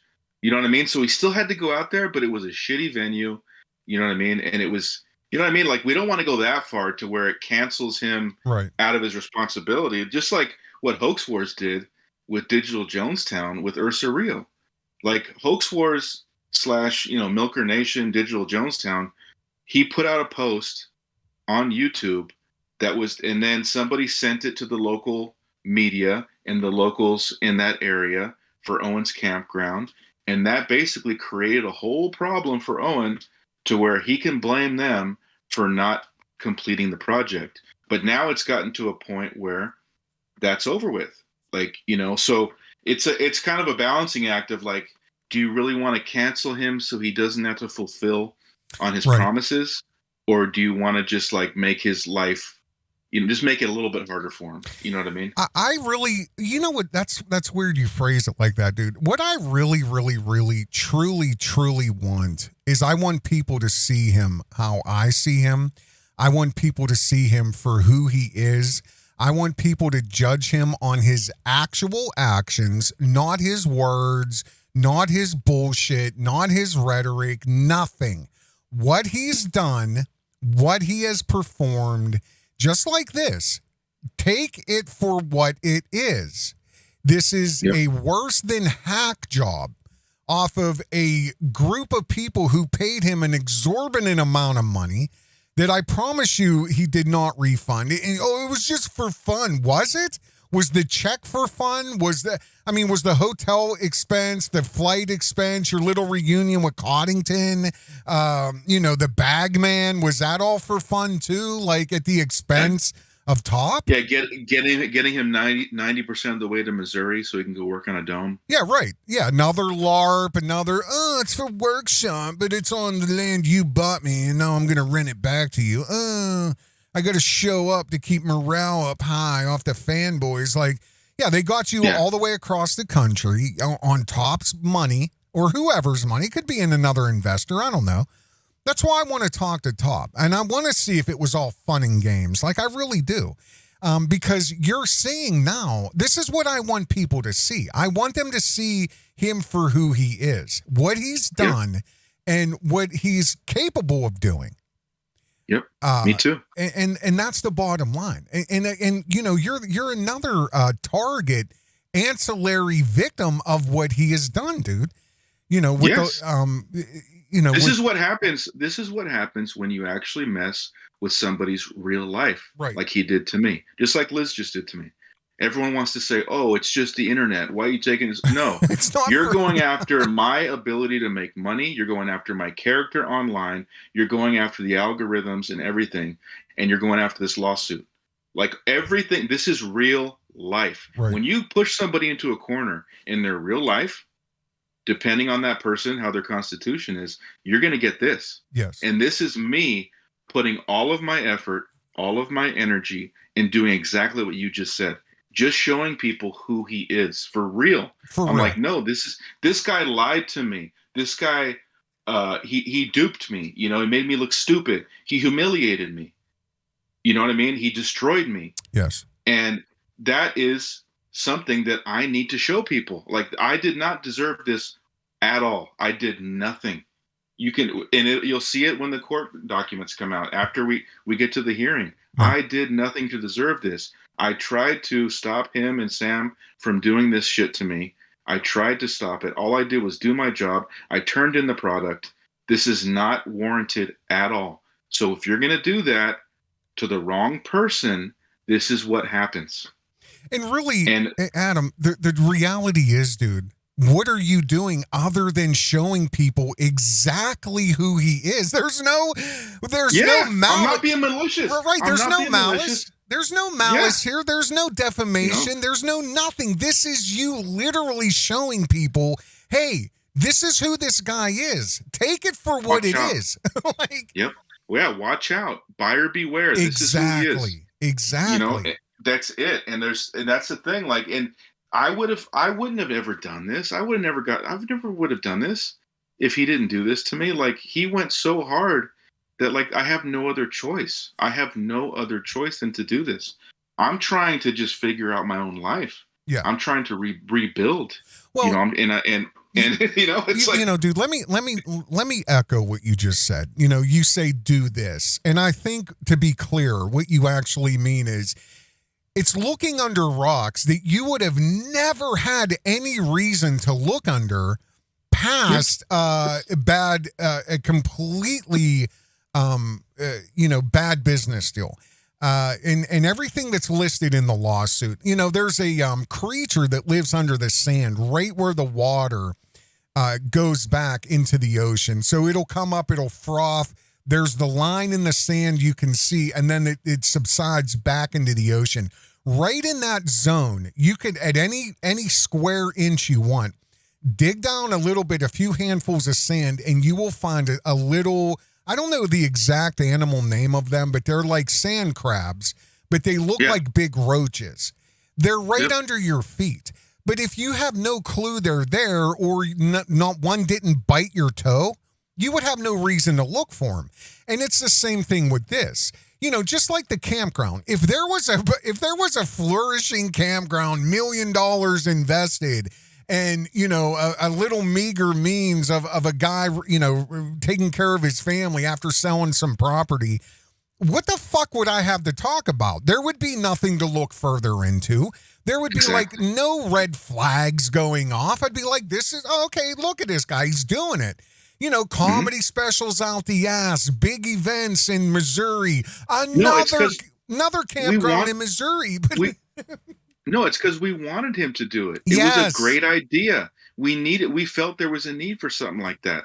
Like when all that COVID stuff happened, like we were into it. It's like, yes, let's build, let's do this. But it was the wrong guy. The wrong fucking guy. And that's all I want people to understand. That's it. Yeah.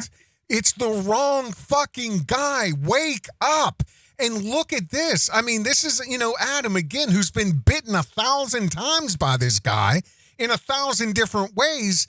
This is what he's showing you now. This is like, no. You got to look at this guy for who he is. Forget the fucking bullshit. Forget bacterias in your heart. Forget all of it. The canceled superstar comedian. They canceled me. He's literally canceling himself. He's worse than a hack at this point, in my opinion. And all you've done is just say, here, look. This is the mirror. Look at it. It's unreal, dude. It's unreal. Right now, we're at part 3. It says the one-arm driving bit. So, this is good. This is good. Unreal, dude. Here we go. One time I got pulled over in Los Angeles. This is like 06. It's whenever the law just went into place where you couldn't talk on a cell phone and drive. When was that? Like 07? I don't like fighting with cops. I'm friends with some cops. Like, they don't want to fight with you, but I love giving a good argument. Like, there's some good arguments out there. Like, I got a cell phone ticket, right? Cop pulls me over, talking on a cell phone and driving. I'm like, why is that illegal? He's like, got to operate a vehicle with 2 hands. I'm like, is it illegal to be a one-armed person? Swear to God. I had a 1991 Plymouth Acclaim with an orange fender, right? And if you want to know freedom, drive a piece of shit of a car. Everyone lets you in. You know, I'm like, I don't need a blinker to merge. I'm like, because they're like, he doesn't have car insurance. Tina, let him in. I'm like, I don't stop, dude. Look at my fender. It's fucking orange. I don't care about anything. But I got pulled over, and the cop was like, you were talking on a cell phone and driving. I'm like, why is that illegal? He was like, because you were distracted. I'm like, what if I was just like talking to an imaginary friend? He's like, what? I'm like, why am I distracted doing this? I'm like, what if I was just doing it with the radio? Like, what does it matter? What if I'm holding a banana and I'm like insane?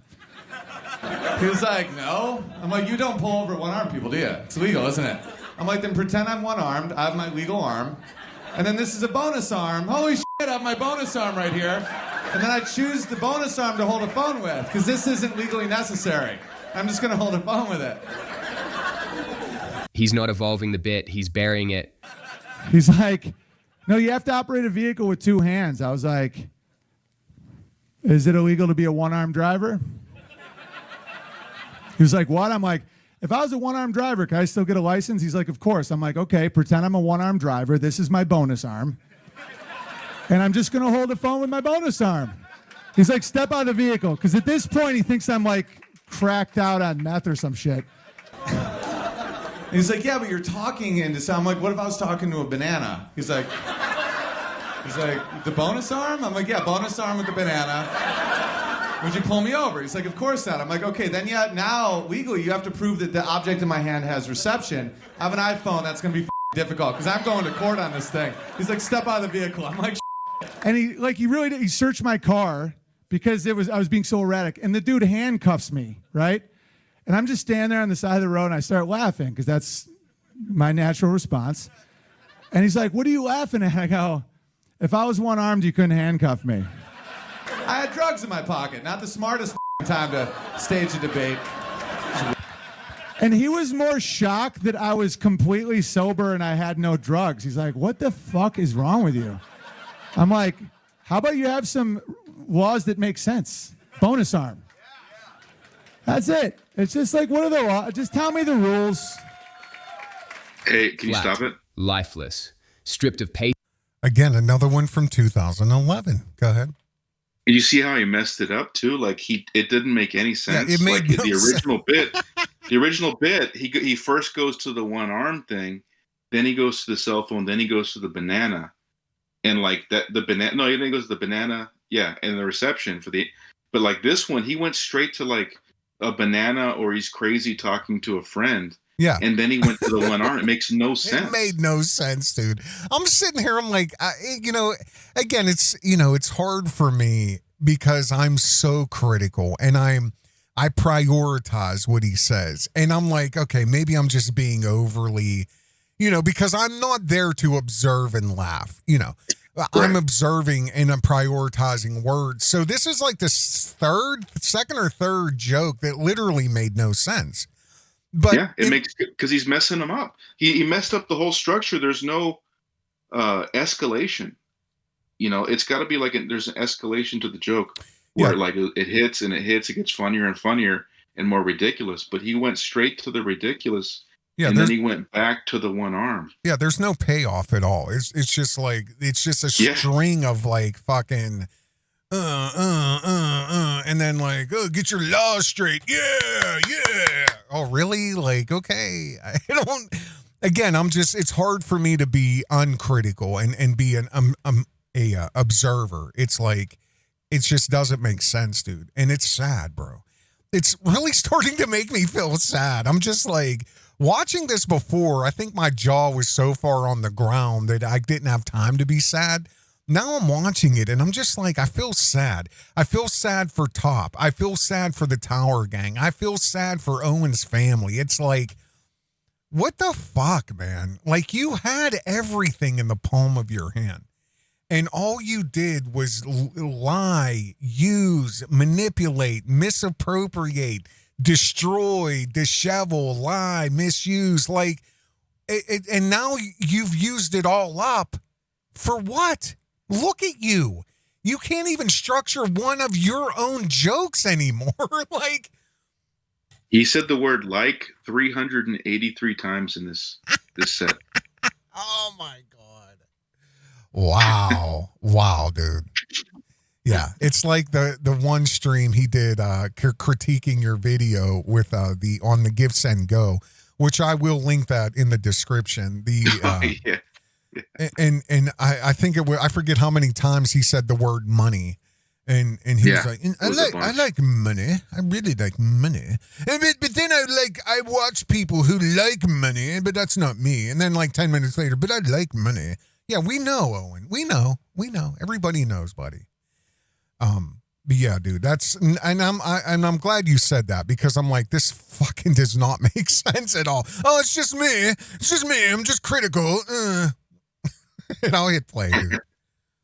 Mixing imagery and punch. Wouldn't it be funny to be King David's like best friend who goes on missions with him? Have you ever read about how King David tried to get Saul's daughter?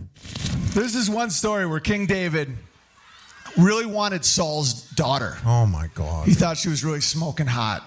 And he went to King Saul and he said, what can I do to get your daughter? And King Saul told him what he needed to do. And so David went around to his buddies to see if they wanted to help out. And I really want to know what that conversation was like. Can you imagine being King David and you go to one of his buddies and you're like, listen, man, have you seen King Saul's daughter? And the guy's like, his name's Gary. Gary's like, yeah, man, she's pretty hot. He's like, oh, yeah, I'm willing to do just about anything to get her. Are you down to help? It's so funny. Imagine King David going up to his buddy and being like, yo, dude, we have to go on this mission. Have you seen Saul's daughter? She's hot. It's like, yeah, dude, she's super hot. Yeah. No, like, I want her, like, bad. And his buddy's like, yeah, man, I get it. You want it. It's like, no, I'm going to ask you to go on a mission with me, and it's going to get pretty dark out there. Are you in? And he's like, yeah, man, you have my back. I got your back. What do you think? And he's like, bro, it's pretty intense, but you're committing, right? He's like, yeah. He's like, okay, we got to kill 100 guys. And the guy's like, why? Did they do something to you? He's like, no, they're Philistines, right? Fuck those guys. So are you down for a genocide? And he's like, yeah, man. It's like, you just said you're in no matter what, right? And he's like, yeah, I will help you. It's like, we got to go to the Canaanites, and I got to kill some guys. Yeah, no problem. Fuck Canaanites. I'll kill with you. It's like, yeah, but after they're dead, I'm going to be doing something weird to their dicks. Fact, what King Saul asked David to bring him, does anybody know? And Gary's like, dude, that's super intense. He's like, are you in, though? You said you were in earlier. He's like, yeah, I'm in. He's like, okay, so you promise you're in. You're now in no matter what I say now. 200 foreskins. That's hilarious. But think about the buddy that, like, he definitely had a wingman on that and was like, dude. So many. Anyway, we don't need to talk about that shit. He's like, yeah, King David, you're the man. Dude, it's just why? Just why? Why? I just don't understand why. Why is he murdering his own bits? It's crazy. Like this, the other one has escalation. The one from the comedy special that I shot. Yeah. There's escalation, and there's a couple funny things. There's like, you down for a genocide? That's kind of funny. Like, he had all these things. And the other one, he gives away the dick thing. He goes, yeah, I'm going to be doing something weird to their dicks. And then he goes, well, you know what he asked for? And they're like, foreskins. But like in the other one, he's originally going like, I'm going to be doing something weird to them, and you don't know. And then dicks, you'll see right now, is the funny punchline. Yeah, he's like, you're in, right? You're in, no matter what, right? You said you were in. Yeah, there's a build-up. Escalates. Yeah, there's a build-up. He's just so, he's not even there, bro. It's just like, and some people might have compassion and be like, oh, he's not on his stage. You're in a fucking moose lodge. You're not at the fucking Apollo. You're not in some fucking huge club. You're not in some brick and mortar, legacy place like the factory or the store. You're at a fucking moose club. So, with a bunch of friends, literally, like you can look out and see familiar faces. So what's the excuse that you're murdering your own shit? Like, yeah, there can't, dude. And plus this whole joke, it works in 2023 at the cult festival. It works. Yeah, it's funny, I guess, in that premise. But on a stage at a Bohemian Grove, like, how is this fun? There's so many premise, except like, what do they call it?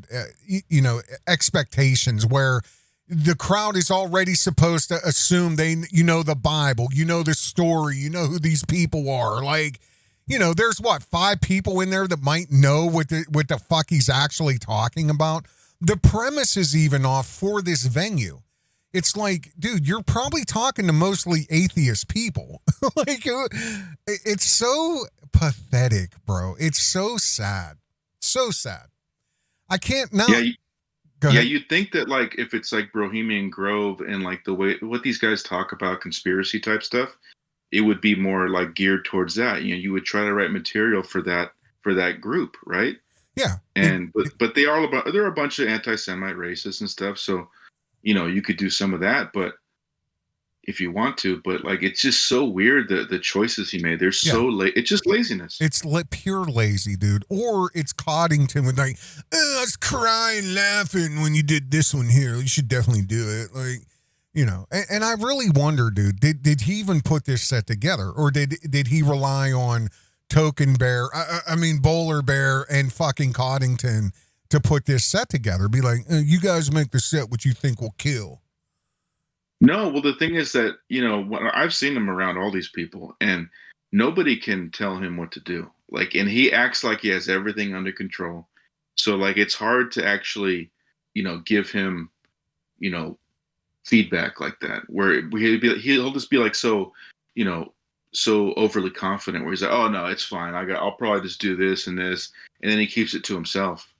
So I don't think that they had input in that. In my opinion, I don't know. Yeah. I mean, Coddington's such a cuck. Yeah. You could see him in that video. He's just such a little worm. He's a weasel, dude. He looks such like a fucking weasel, man. Like, I hate him so bad. He's like a fucking weasel. Oh, he's the worst. And those titties, like, I'm just like, oh, come on, dude. Like, do a couple fucking push-ups or something. Yeah, exactly. Like, I love doing sheep work with you. You're always great. You have my back. I got your back. We'll kill some Philistines. Fuck those guys. You know. He's like, all right, so after the Philistines are dead, I'm going to be doing something to them that I really need you to get on board with early. He's like, what are you thinking? You thinking about like poking him with a stick or something? He's like, no. I got to bring back a little trophy to old King Saul. He's like, what do you think? Like an earlobe? He's like, dicks. This is a true story. This is in the Bible. He's like, King Saul needs 100 foreskins from the Philistines, or else I can't get her. So after they're dead, I'm going to be pulling out their ween and doing a little clipping, and you're going to hold the bag for me. And Gary's like, dude, he's like, you committed.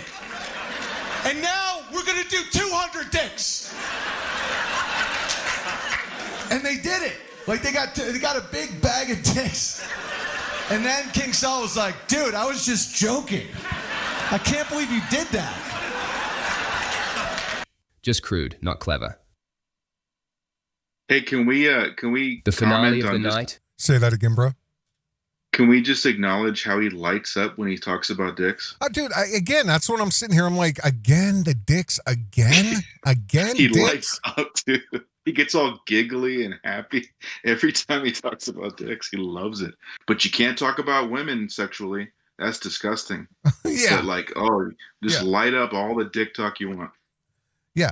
And I mean, I've never in my life, I swear to God, dude, I've never in my life seen a comic mention dicks more than 2 or 3 times, if ever. So this set so far, he's had dick in his mouth, literally. I mean, coming out of his mouth, like fucking, like 4 or 5 times. Before, during, and after the set. But it's like dick. I love calling. I've seen, you know, I go to open mics and shit. It's like, I'm hard pressed to find some comics who are so obsessed with dick, dude. For real. I mean, you know, you might catch one here and there, but it's like, I mean, in the same set, we're on our 5th version now, like 4th or 5th, you know, it's just so bizarre, dude. But I mean, again, looking at who he is, looking at what he's, you know, where he's coming from, and to pay the gay and all that shit, dude, it's like, okay, yeah, well, this is par for the course, but it's like, you know, what does people like these, you know, super alpha, you know, MMA fighters fucking like, you want to listen to this dude talk about dicks 24/7? Like, doesn't freak you out a little bit? Like, I don't know. And I mean, it'd be different if it was hilarious, but it's not. You know, like you said, he gave away the fucking punchline long before he got even near it. Yeah, it's just lazy dick talk. Yeah, exactly. Just say dick, like, and people will laugh. Like we're at a fucking like frat house or something, and everybody's drunk. Like it's, I don't know, dude. Again, you know, it's not 1999. It's not 2005. Like he's far surpassed. What about when his kids like discover. Oh, this bro, stuff. that's what I said, man. That's what I said. What is the legacy here? That's why I feel bad for his family, dude, because these kids are going to fucking realize who their dad is. There's no doubt about it. And again, I've said this in my videos. Could you imagine if his kids do to him what he did to his own father with the yellow raincoat? And I'll link that video in the description as well. The Yellow Raincoat podcast, the Yellow Raincoat stream that I played in its entirety on this channel, because Owen tried to say, oh, they take things out of context and fucking put words in my mouth and edit that I did say thing. No. So here it is.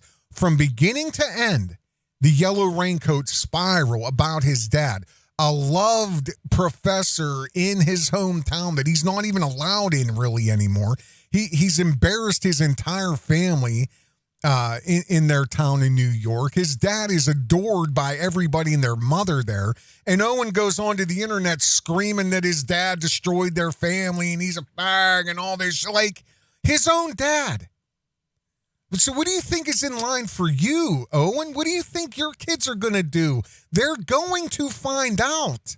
And you're just making it worse. You're literally doubling, tripling, quadrupling down.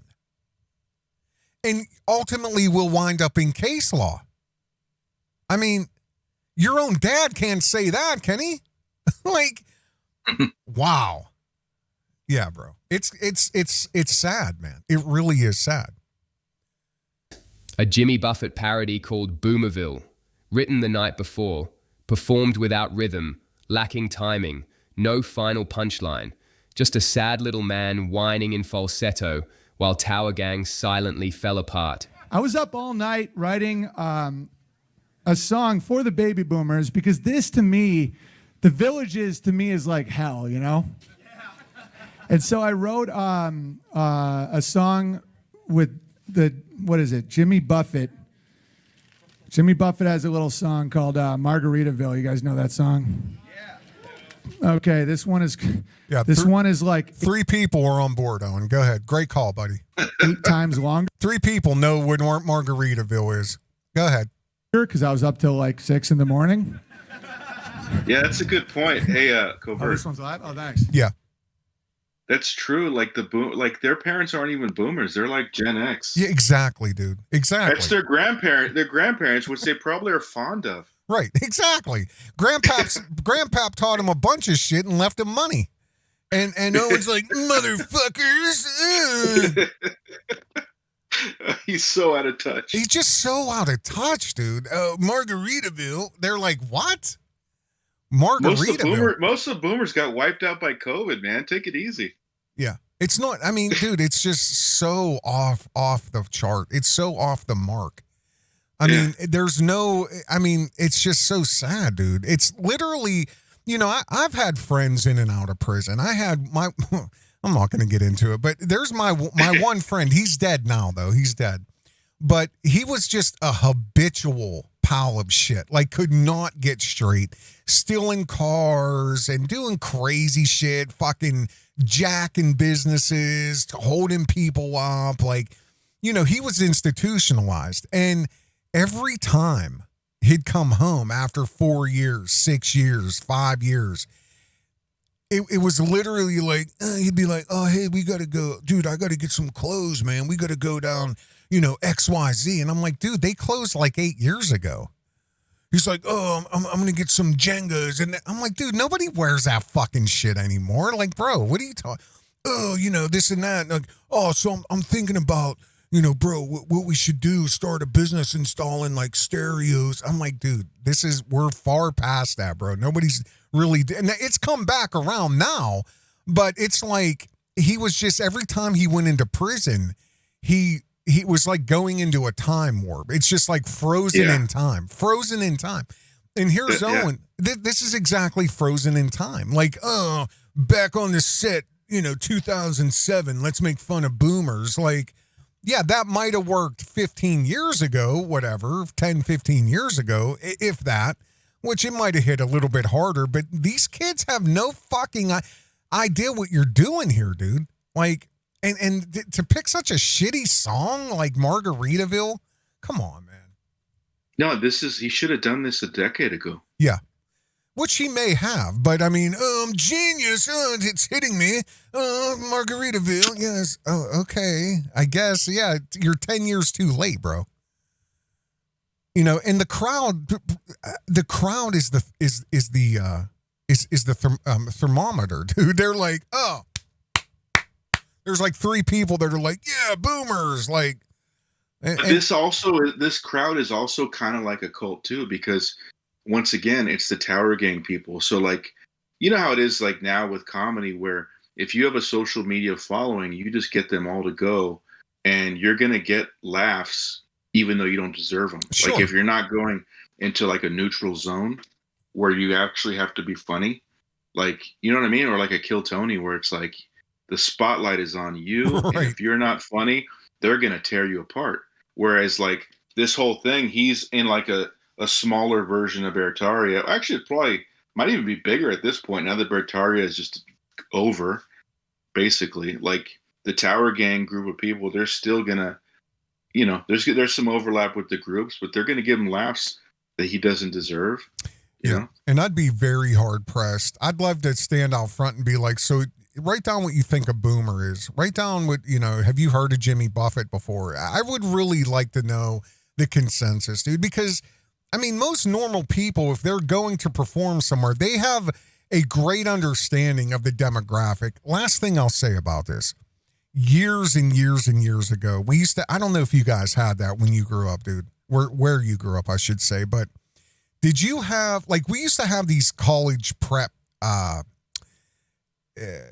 convention, and it was in the city, would get trucked in, bussed in, and all we had to do is check in to the convention center, and it was like 30, 40, 50 colleges.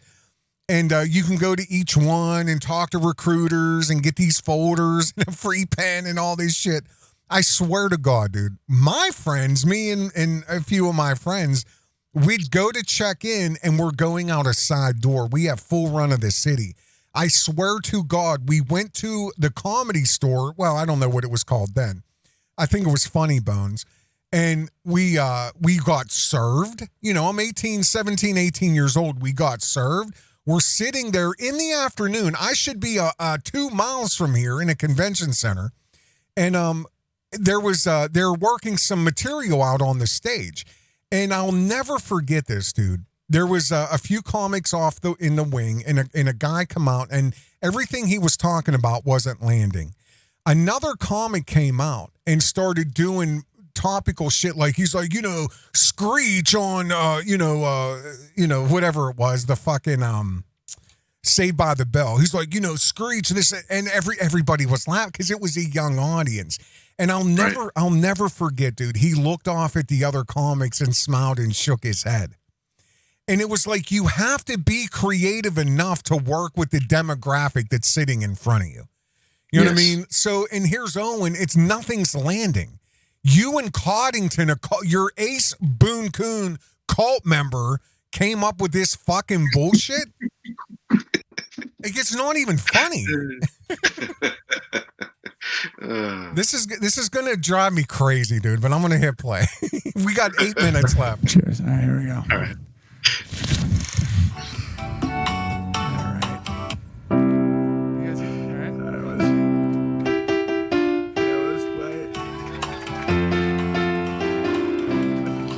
All right. Here we go. Living off pensions. Some long-term investments. A real estate deal I've made 2 or 3. Even his original material is frozen in time. The Boomerville parody, a Jimmy Buffett diss track in 2025, mocking boomers like it's still 2007. I'm here because I made it. With bootstraps and pure grit. Everything I have because of me. Swinging my day away in baby Boomerville. Sitting on the couch, blasting the news. Some people claim that I'm too old to want to bang, but I know. It's the blue pill's fault. It's never the juice. It's like real long, and I'm not gonna stop. It's like Freebird, dude. This song is unbearably long, just like Boomer said. I think this could kill this. Guys, I'm doing a show tomorrow. I've done 2 sets in 6 years, and they were both taped. And I'm doing Jake's podcast at 6, doing the show at 8. There's a local opener who I guess is like wild. So like, I'm just going out to have fun, and I think this is going to be a lot of fun. And doing it in the villages is like... Yeah, no, this is like, I want it to be my Freebird. He used to satirize culture. Now he just recycles bitterness, stuck in a time when Boomer was a meme, not a mirror. Tower Gang backed him when no one else would. They secured the venue, promoted the show. We have had the cancel culture mob report us to the Tropic Theater for daring to host Owen Benjamin, and the theater local government caved. We were presented with the option of being allowed to continue there as long as we ditched Owen, to which I said, fuck you. The event continues. The only reason Bohemian Grove happened at all was Tower Gang. They stood by Owen when the original venue bailed. They put their names on the line to back him. And what did he do? He phoned it in. Hold on. This is not politics. This is business. I can handle fucking business negotiations. You're talking about the mayor of the town and the 4 council people around him. The argument between the board of the... Yeah. I just want to explain to the viewers. So this is the Tower Gang here. And the guys on the top left is Toad. And then the middle top is Jose. The guy on the right, I keep forgetting his name. But then the bottom right is Top Lobsta. Mm-hmm. And then the bottom left is Clint. And then the guy on the left is Raven. And I don't know if he came in later, but he is the one who does the Nephilim Death Squad podcast just with Top Lobsta.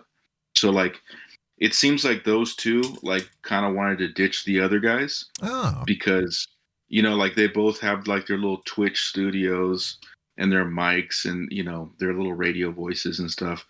And so like they kind of like now they're doing just their thing together, and the other guys, like they say that the guy Jose in the middle who's gone, like they said he was lazy because look at his setup. He's not putting any money into his setup.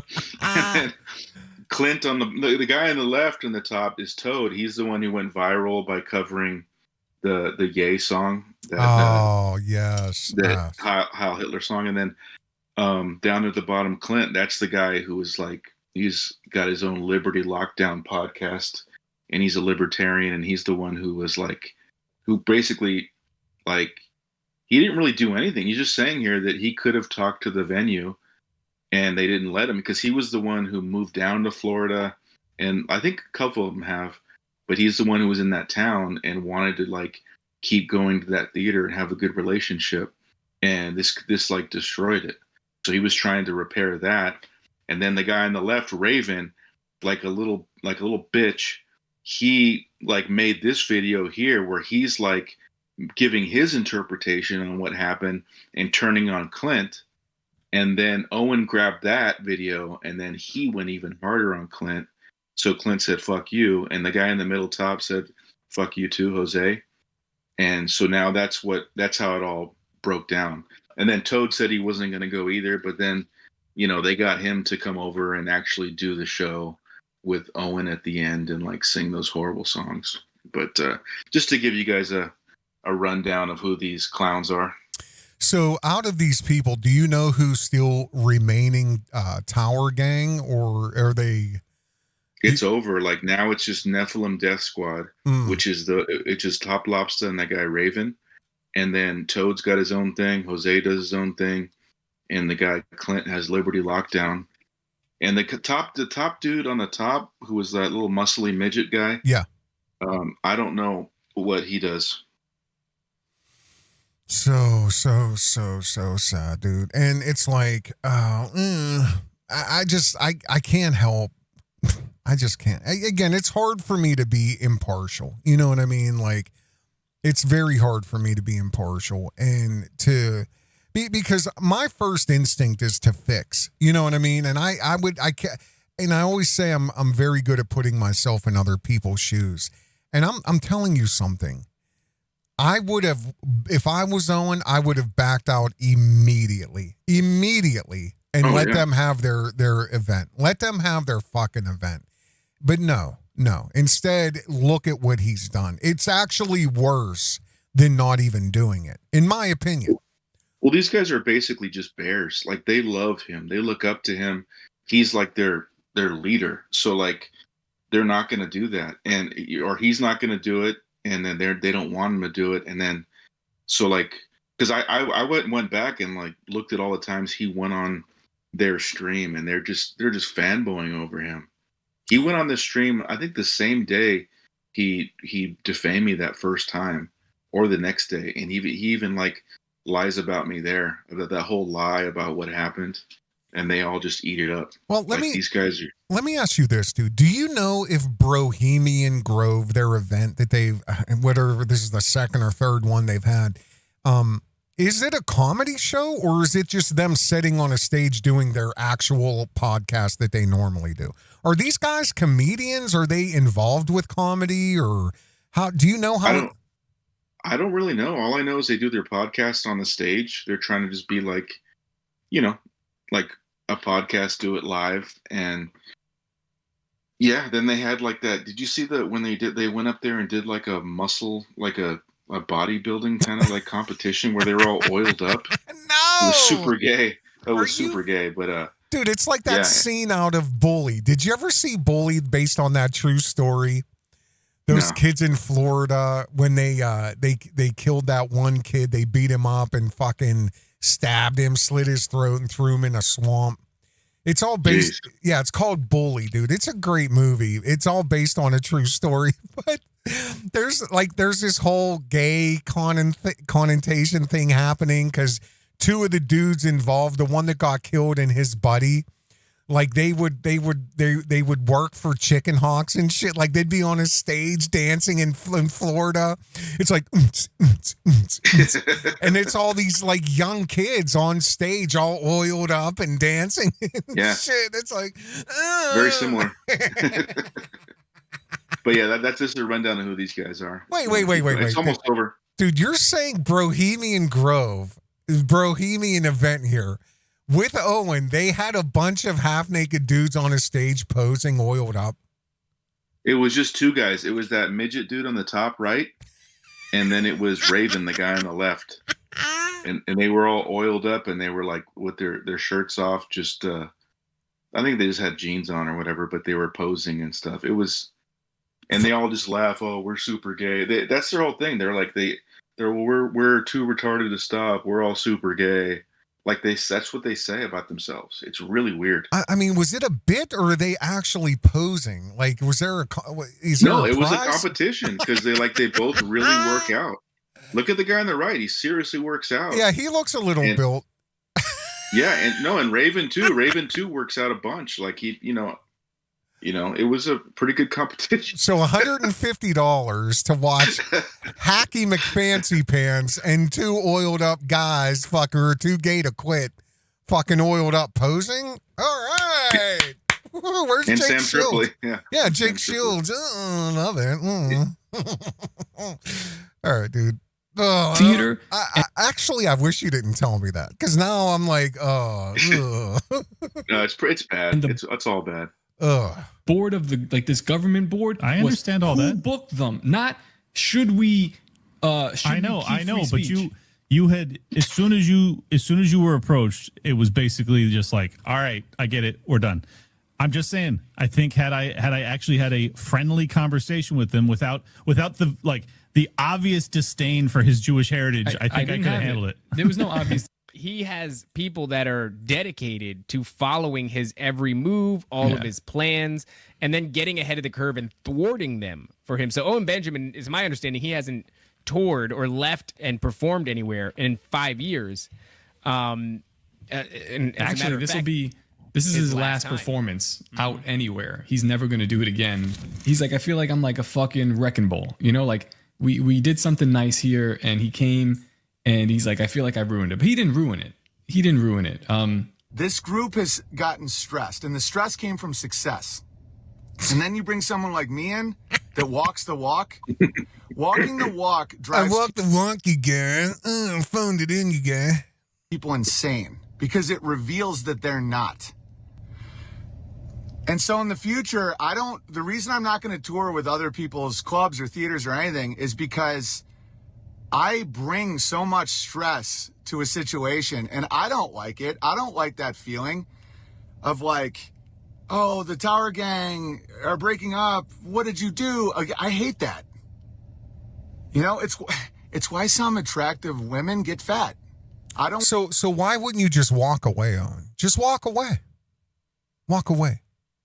No, you didn't. And you've actually now made it worse, I think. I want to go and show that I'm authentic, that this is what being canceled looks like. Authentic? By what? Doing what? I'm authentic. What? You just, that's what, again, this is why I do this. You cannot fucking believe anything he says. Mind you, at this point when he's talking like this, he has no fucking clue that this video is going to drop. Or that anybody would put it together that all he did was worse than a fucking hatchet job. But no, he probably didn't even know they were going to tape it.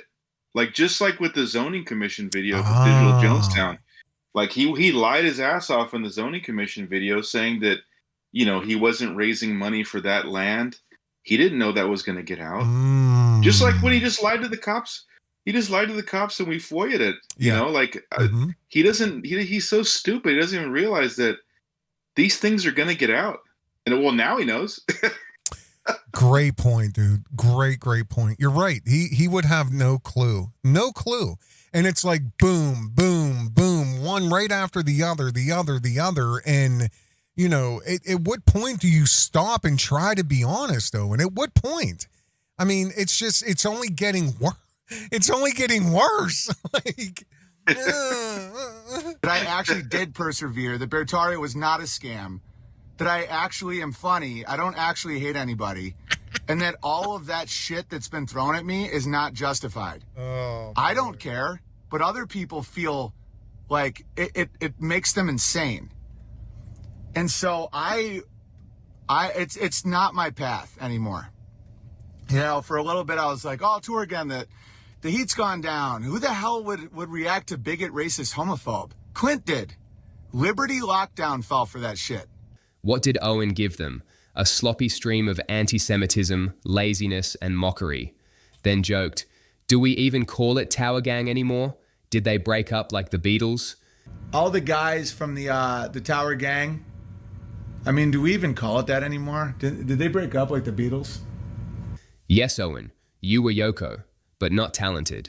Yeah, the Tower Building 7 gang. And the joke landed, but not how he thought. They looked up to him. They wanted to believe, but they also knew one wrong move and they'd be his next target. So they stayed quiet, smiled through it. Because with Owen, loyalty is a one-way street. So true. There was a time when Owen Benjamin was lovable, a tall, goofy pianist who made fun of himself more than others. We laughed with him, but somewhere along the way, he stopped growing, stopped listening, started blaming Jews, blaming the media, blaming comedy itself for moving on without him. Now he's not the oaf you laugh at. He's the angry uncle who thinks TikTok is a psyop. Thank you for watching. My name is Propaganda LTD. AI Grift Patrol out. Dude, how about this little piano? I feel like this fuck, like...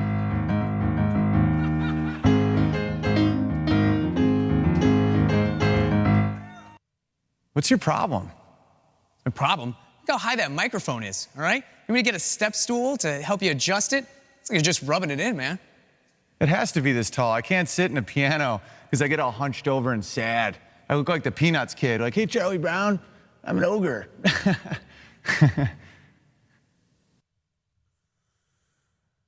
AI Grift Patrol, ladies and gentlemen. Propaganda LTD in the house. Wow. Yeah, propaganda is brutal, huh? He's good. He's good. He's a goodie. He's good. Dude, you got about 10 more minutes or so? We're at about, sure. Okay, cool, because there's a couple more clips. I wanted to go over this right here. I'll read this for the folks because it's a little bit small. This is Owen's meltdown. This is after the set. He kind of, he bombed. And this is his diatribe. This is his soliloquy into, it's the entire comedy industry. They're the gay Machiavellians. Again, he goes back to Rogan, honing in on him. And it's just so sad. It is so sad. I'll read this for you guys here. Let me blow this up actually a little bit. And I'll make it big if you guys want to pause and read it for yourself. But I know on a cell phone this might look a little small, but here's Owen's, my summary of the current state of the comedy world. Now, mind you, somebody who had just shown up on the set for the first time in God knows how long outside of a cult venue. And even this was culty. I mean, like Adam said, a lot of the Tower Gang and a lot of these dudes that are ancillary are all fanboys. So, this isn't him actually going out onto a stage like a Kill Tony or in a comedy store or somewhere, on an open mic somewhere. But now here's Owen's summary of the state of comedy world. There are only a very few comedians who are even remotely in reality. The rest are in the gayest Machiavellian power game I've ever seen. They think they're like, in quotations, the House of Rothschild, playing the 48 laws of power to get a piece of this bizarre new explosion of money in comedy. First of all, I just can't. I'm not going to tear this apart. It's so fucking pathetic.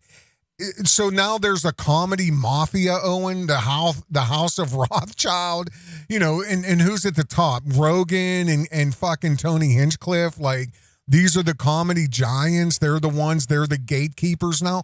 Maybe that's true.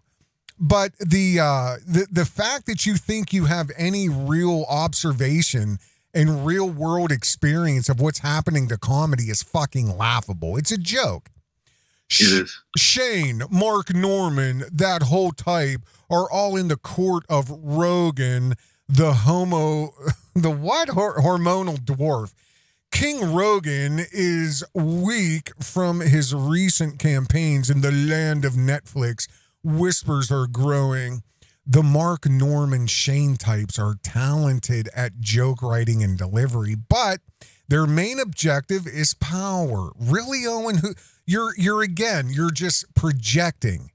Because Shane Gillis is fucking hilarious. Shane Gillis was doing skits long before Rogan, long before SNL, long before any of this shit. He was doing skits. He's a funny fucking guy. He's a writer. He's a comedian.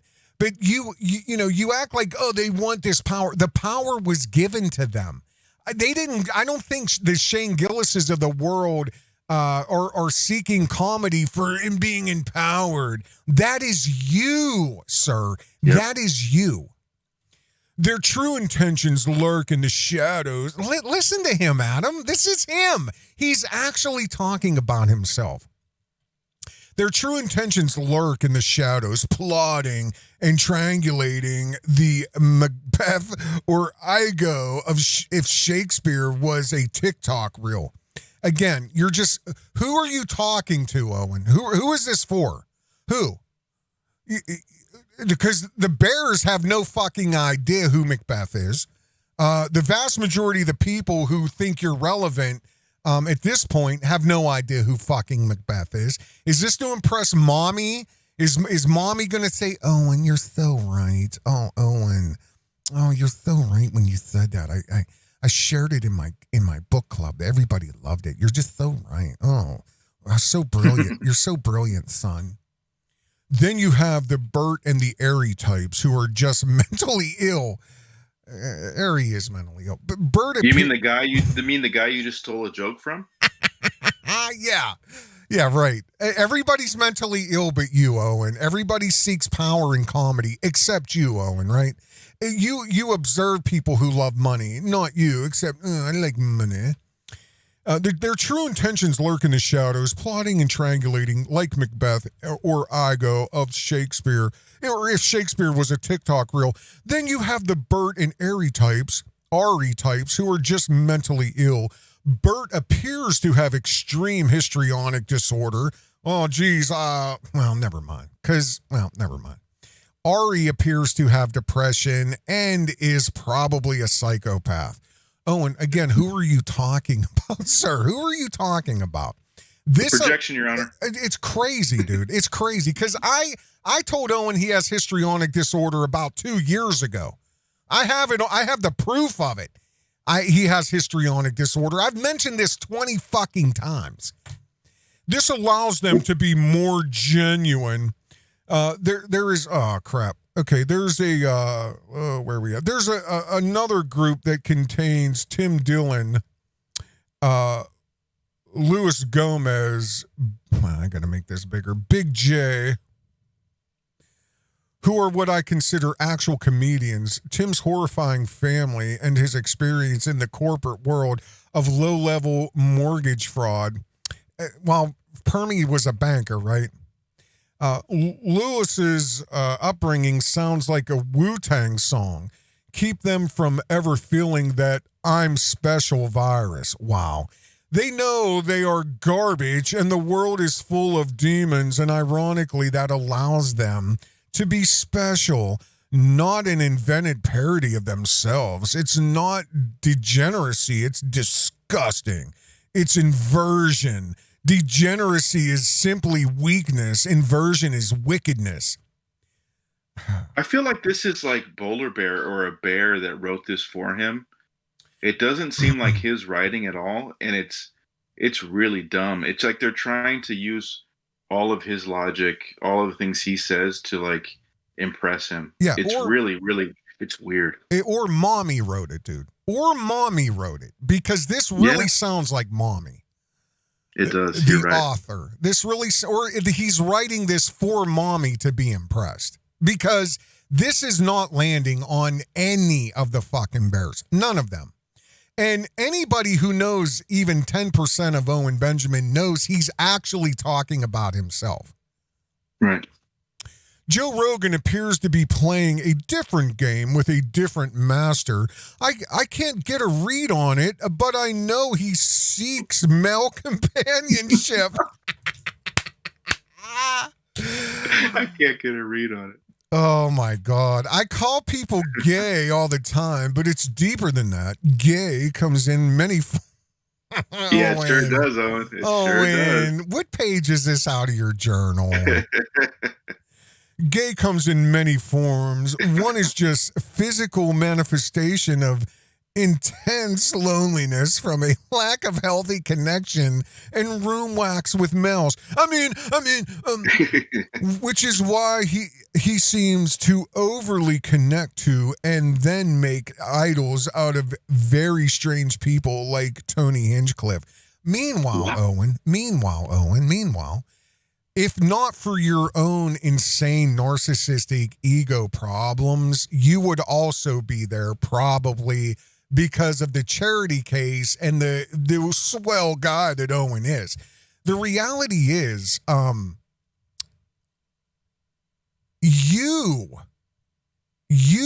have made idols. You've made idols out of Joe Rogan. You've made idols out of Steven Crowder. They were your idols. Your alphas. Remember, you've said all of this. Jim Bob was your alpha. 100%. It's just funny how you can turn this all around now. What, did you want to be Tony, Owen? Is that where this is all coming from? You're so fucking mad because you could have been Tony? Is that what you believe? Like, this comes from such a hateful, introspective mirror image of who you are. It's sad. Tony Hinchcliffe appears to just be a twink party boy that Rogan told was good at witty comebacks. Tony doesn't appear to have an inner self and can skin suit any identity the strongest guy in the steam room tells him he is. Wow, this is crazy, man. This like is your sauna? dude. This is crazy. This is insane. I'm telling you, it's so weird. Yeah, this and is bizarre. all the typos and all like there's no like they're not using capital letters in the right spot. It's so weird. Yeah, this is bizarre, bro. This is fucking bizarre. Like, who are you talking about? Tony Hinchcliffe appears to just be a twink party boy that Rogan told was good at witty comeback. Tony doesn't appear to have an inner self and can skin suit any identity the strongest guy in the steam room tells him he is. He lies all the time, but doesn't appear to be lying because without a true self to compare to, a lie is no different from anything else. Wow. Oh my God. Wow. Dude, this is insane. Theo, I haven't read this. I haven't either, dude, and this is fucking mind-blowing. Theo appears to be in a constant state of discovery. See, that's why I'm not in because I can't believe it, dude. So this deserves a legitimate reading. Read it straight. It's so crazy. It like you don't have to do anything to it. Nothing. Theo appears to be in a constant state of discovery, like an alien researching what the human feels. I think he views the streetwalker and the king as the same, which gives him charisma. Like he's looking into people's souls when he asks them questions. What in the fuck are you talking about? Dude, he's like on acid. First of all, who the fuck asked you about after what you just did, the abysmal set you just did of stealing jokes and just destroying your own jokes? Like, who asked you what you thought of these successful funny comedians? Yes. You are not in there. They're nowhere in their league to be talking. Who asked you? Exactly, dude. That's a fucking valid statement. Because the reality is millionaire, billionaire, millionaire, works every day, works every day, works every day, works every day. Podcaster, comedian.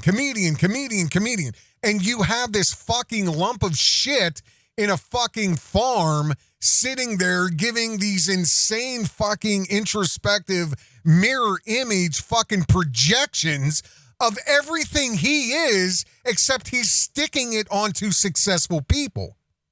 Like the world doesn't know or can make up their own mind who fucking Theo Von is, Owen. They need you to tell them who Theo Von is, or his deepest introspective alien human-like fucking, like, what the fuck are you talking about? What are you talking about, sir? Think that he realizes how much he just fucked up? Dude, he has to be on a bender. When he wrote this, he has to be on a fucking bender. He has to be. That's true. Because remember when he went to the festival, the last one, and he completely bombed, and he came back and he started crying. Lost his shit. Like he was coming down off of all that, whatever it was, Adderall, whatever he was doing. Even if it was just a bunch of energy drinks, which I doubt it. But it's like he's coming down, and like it just. This is so fucking weird, dude. Like, I've never seen him write this poorly. Like, it's really badly written. Oh, it gets better. I'm reading ahead, dude. Here's the next paragraph. Now, he's still talking about Theo Von. His unique combination of old cursed bloodline, black magic, and Louisiana white trash voodoo. Do you understand? I'm just blown away. I heard what you said. It just doesn't make any sense. His unique combination of old cursed bloodline black there's no punctuation here at all. It's all just run. His unique combination of old cursed bloodline black magic and Louisiana white trash voodoo has left him exhausted yet relentless. One sentence. That's like something you write when you're like super high. Yes. Like you get super stoned and you like dictate it into your phone, and it just doesn't make any fucking sense the next day. Yeah. Yes. I told you, he's on a bender, dude. He's on a fucking bender. Like, my God. This feels like somebody who's tripping, honestly, like fucking on shrooms or something. Like, oh, dude, you know what? He might be drinking his own piss. Yes. Did you see that when like he did a stream with Starboy Spaceboy Trip a lot, or his Starboy Trips a lot, and he's totally selling him on the piss. He's like, yeah, this guy had cancer and they cycled him on his own piss, and he walked with no shoes, and it's gone. And Owen's like, really? He goes, yeah. After a while, you keep drinking it as it goes through your body, ends up tasting like coconut water. He's like, really? And like, I really think he's doing it now. This might be Owen on piss. Oh, don't give me images, dude. I'm blown out on piss, you guys. I'm barefooted, fucking on my last 40 of the day of piss. And a mad cow steak. Turpentine from his cursed land. Turpentine in this jar, fucking piss in this one. Magic cow mushrooms, permy, and magic tomatoes, and fucking magic beef. And Owen's fuck, dude, with Starboy Trip a lot in the dome, looking at Ursa Major, you guys. Dude, holy shit. Something went down out there in that dome. I'm just saying, like, look at this. He's good at conjuring and spellcraft, yes, but doesn't have the identity coherence to be wicked. What? What the fuck are you talking about, Owen? The coherence to be wicked. I never got a vibe in my life that Theo Vaughn's wicked. Ever. No. And what's this bloodline voodoo conjuring spellcraft shit? The guy's just he's just a funny guy. Yeah. Who's fucking grew up poor. You know, he wasn't a fancy boy, Owen. And to be honest with you, I would assume the only thing you and Theo would ever have in common is an unrelating father. Except Theo's reason is his dad was like 5 times his fucking age. You know what I mean? His dad was like 80 or something. So this is so bizarre, bro. It's so fucking crazy. Here's the last paragraph. Go ahead. He says he went down to Cabo San Lucas with Theo back in the day. Like they went on a trip together. Again, every one of these guys he's mentioned, Tony, Theo, Rogan, all of them, Bert, and whoever else, all of them work. They're all comedians. They're all out there. They're all fucking every day, dude. They're somewhere performing. They're selling out stadiums. Bert's selling out fucking massive stadiums, and they're all very well off. That did not include manipulating thousands and thousands of people for something that still to this day does not exist. But yet you're going to label all this one the wicked bloodline of deception. And the fuck are you talking about? Physical manifestation. The gay comes from loneliness. Oh, aliens. Like, the fuck? Here's the last paragraph, dude. He's, again, still on Theo. He's more... See, again, this is off. You're right. I think you're right, dude, about dictating into a cell phone. He is more seems like... Okay, so it should just be he more seems like if a witch doctor aristocrat... Oh, my God. He more seems like if a witch doctor aristocrat had amnesia and spent his life analyzing human behavior to learn who he is. What the fuck? Dude, did he make this public? Yes. Oh, my God. This is on Telegram. Oh, my God. Wow. He's more... He's more seems like if a witch doctor aristocrat had amnesia and spent his life analyzing human behavior to learn who he is, never attaching. He doesn't want to hurt people. He wants to see them smile, but he doesn't know why he can't feel anything even when they do. Owen, you are talking about yourself. We all know this, sir. Everything you said is a literal projection of who you are.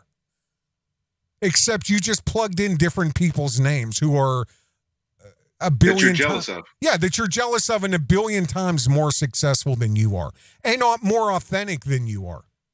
Tony Hinchcliffe has never made apologies for who he is, ever. None of them have. And none of them have drank their own piss in a dome in Missouri either.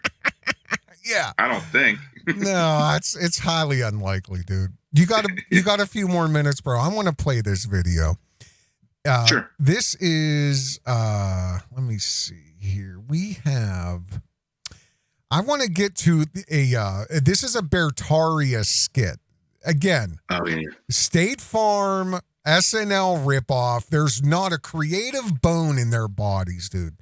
It's just this laughless State Farm parody from cult members, and all they really want is to have Owen pat them on the head and say, "Oh, you guys crushing. This is Permy ex-banker boy fucking Beartaria beef. Keep pushing the campground, Lord. We're getting our cattle company, built off the backs of everybody else." Bowler Bear, which is Token Bear, and Jacobat. This is the music by Anchor Bear. So, in which Anchor Bear is long gone. Long gone. Let me take a look here. I have it right here. Here we go. This is a few minutes long. Okay.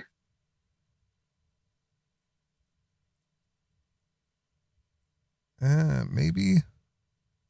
Come on. Maybe not. It's so shitty. My computer's like, no. Well, I mean, we don't have to watch it if you don't want. All right. How about I got one more. I got a Stern clip here, dude. This is I don't know.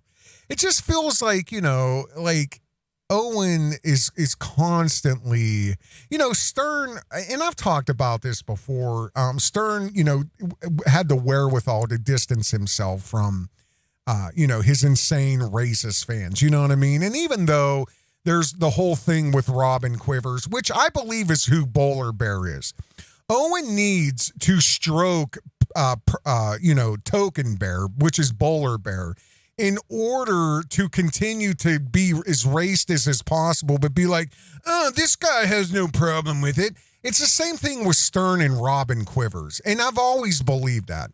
Robin needs the money. Robin would be nothing without Stern, or should have to have a real fucking job.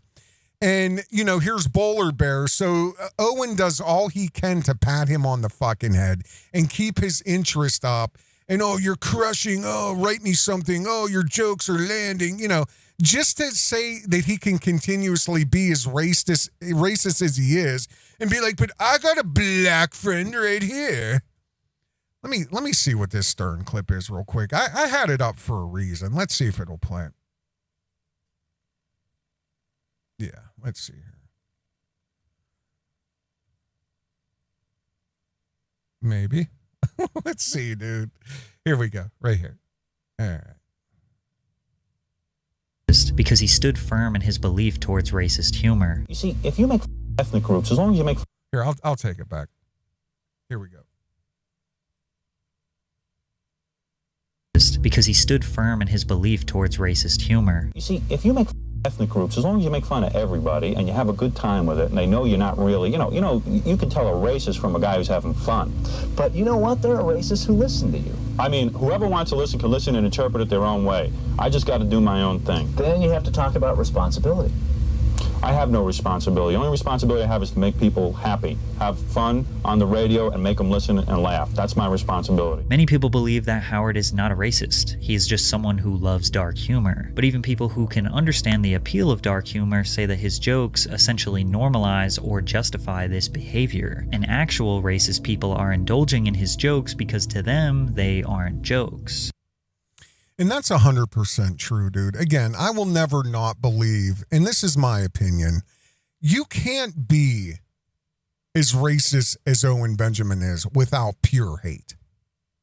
And what he has done to you, what he has done to other people, what he has done to people like Godfrey, you can't be that guy without pure hate. It's not funny. It's a very dark, hateful thing. It's not funny at all. And, you know, I don't know, man. I just feel like, you know, it's very comparable to Stern where, you know, he's always tried to distance himself. But the reality is, like, you know, let's be real. Stern grew up beat up every day in a racist school. He was in a you know, in a situation that he was constantly pushed around, beat up, books knocked out of his hands. That stays with you because at the end of the day, we're all just the broken beings we are from our early childhood through probably 16, 17, 18 years old. That's the baseline blueprint of the adult and the person you are for the rest of your life. And Owen's, in my opinion, his racism is a very real hateful thing because you can't pretend that, and it's not funny. Yeah, and he what was I gonna say? Sorry, I'm getting tired, but I had a thought. There for a second. We went long, bro. I'm surprised. It doesn't feel like it's just like with Alan, man. It's like 2 hours fly by like nothing. But hey, man, the folks definitely want to hear from you. You definitely have such great insight, Adam. And I'm glad you spent this time here because you definitely you're talented, bro. And I mean, I'll be the first to say that. I know. And I've said this almost since the first time we talked. I know the level of talent you have because I come from the media world. So, you know, I have the eyes to see, you know what I mean? But you now wielding AI and utilizing this power is almost giving you you have like a superpower now, dude. It's not fair. I feel like it. Yeah. I feel like I have a superpower because I can go from concept to production to post-production and then AI. Like, it's really weird because you can do it now. I used to always be a one-man team when I did my own projects, but now I'm like a one-man army. You know, it's pretty crazy with all the stuff I can do. But I was gonna say with that, it's like Owen, just like with that the clip in the beginning with Jesselnick. Yeah. The way that he is just so he's disconnected. Like he can't even, he goes, "Why are you talking like that publicly about Jesselnick?" And he goes, "I'm not even mad at the guy." It's like, well, it doesn't matter if you're fucking, that's the way he always talks. I'm not even mad. It's like, it doesn't matter if you're mad. You're talking to the other guy. He's going to get mad. He's going to feel it. Like, you don't care about, all you care about is your own feelings. You don't care about what you're saying to other people. It's like growing up where he grew up, like he never got popped in the mouth. Right. Listen, bro, that is such a great point, Adam, because that is a cop-out to me. I'm not even mad at the guy, you know? I mean, no, dude. No. You don't get to fucking rip somebody's arm off publicly and beat him in the head with it and be like, "Oh, it's just, I'm not even mad at the guy." But you know why? Owen is smart enough to know to say that so he doesn't look like such a fucking pussy piece of shit. That's my opinion. Because then it would be, what the fuck is wrong with you, dude? We're professionals. And Adam, I'll say this to the day I die. Owen does not have the capacity to survive in Hollywood. That is really what happened, let alone the talent. That is possibly the first thing. And that was probably the most critical thing. He's a useless investment. Why put more money into him? He's a one-trick pony. He's not bringing in, and he's not a name. Nobody is coming to see, Owen Benjamin. He's not, the name, it means nothing. And then he took it upon himself to destroy the investment that the Zionists made into the name. And they fucking was like, what are you doing, dude? And I think Owen, because it's almost like, even this, Adam, from being out here or, out in LA, okay? And this is something I think we've talked about before with your initial, with Sam and Owen bringing you into the, into the media position that you were brought into. You were hired in. Which is one misconception I think a lot of people take and they run with it. You were hired in. You were not a fanboy token bear like Bowler Bear or Permy Bear who's making skits in media and like Anchor Bear. Oh, let's make daddy happy. You were hired to do a job. You were hired into this. And because of the resonation and everything that's gone on, you clearly you had a decent time about and met some great people and whatever. But the reality is you weren't a fanboy turned into a workhorse. You were brought in because of your skill set. And I remember in talent, bro, and I remember you, one conversation we had, you said, you talked about, I think that's why Owen really entrusted me with a lot of the media and the aspects of once we start really building on after the first or second documentary. One thing that always stays with me that you said because I know how to treat him. I know how to treat people from Hollywood. This is how you deal with them. You don't fanboy them. You don't bother them. You don't, you just. It's a fine line. Yes. It's a fine line. And I think Owen never got that memo. He doesn't know how to be that. And I think those people out there quickly realized, oh shit, this dude's a ticking time bomb. Like we have to get him out because and look what he did, dude. If he could have destroyed an ad agency, his talent agency, nobody is safe in Owen Benjamin's life. Nobody. Because the second you sway outside, you color outside of whatever lines he has predisposed, he goes above and beyond to destroy you. And just but he's smart enough to know to say, I'm not mad at the guy, because then you look like a complete fucking douchebag. But the reality is, Owen, we know you're a jealous little fucking fancy boy. We know that you're completely insanely jealous of every comic out there working right now.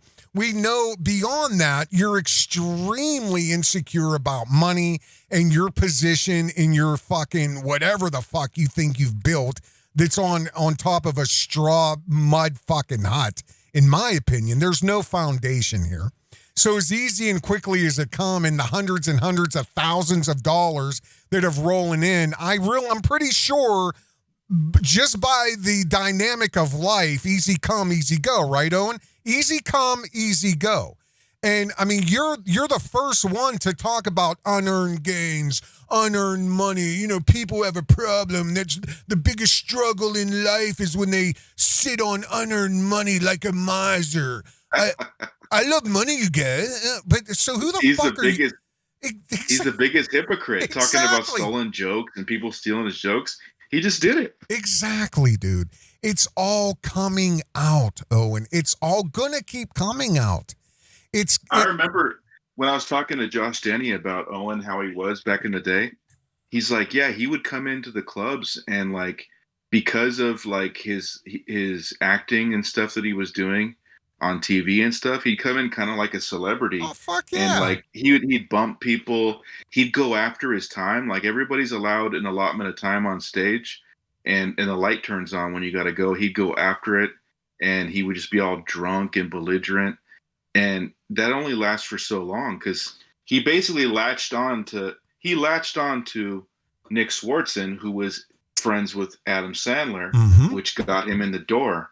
But like, that's it. That's the only reason, because he latched on, and God knows what he did on all those drunken nights, right. But so you know what I mean? But that only lasts for so long. When you don't actually have the talent, like it's not going to get you, or just the Constitution, right? I mean, 100%. If he could just learn to control his impulses in his mouth, it's too late. It's too late. No, I know. That ship sailed.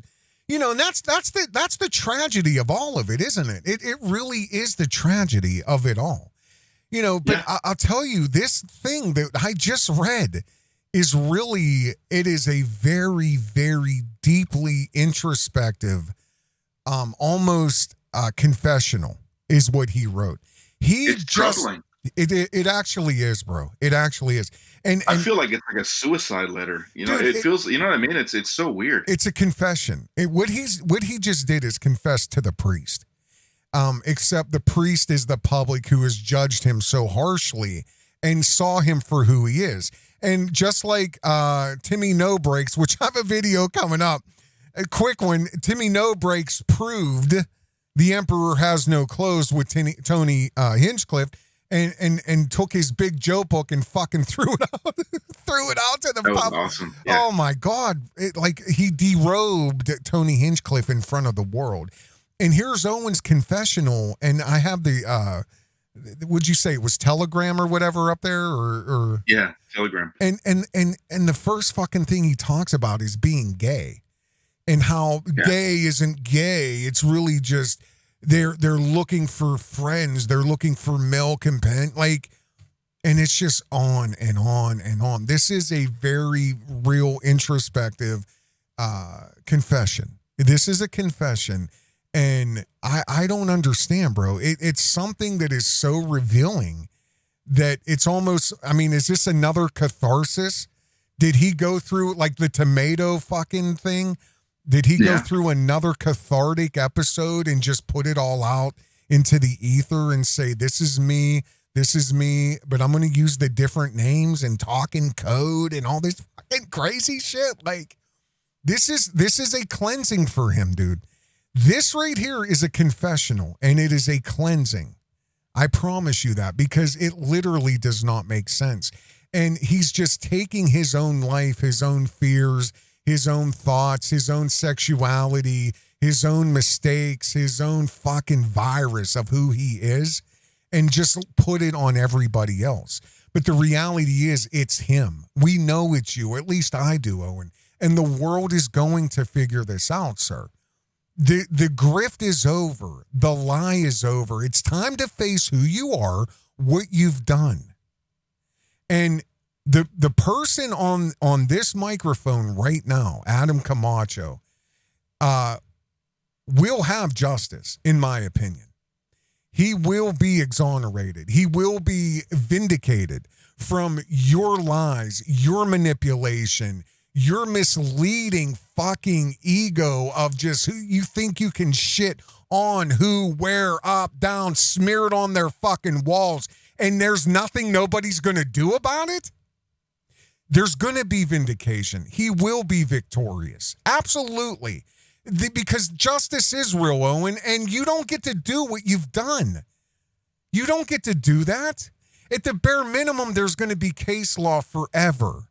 And if you want to learn more about Adam Camacho's lawsuit with Owen Benjamin, follow the link. It's at the top of the description, the Give, Send, Go. There's a breakdown video with Adam explaining the lawsuit and what has transpired in this.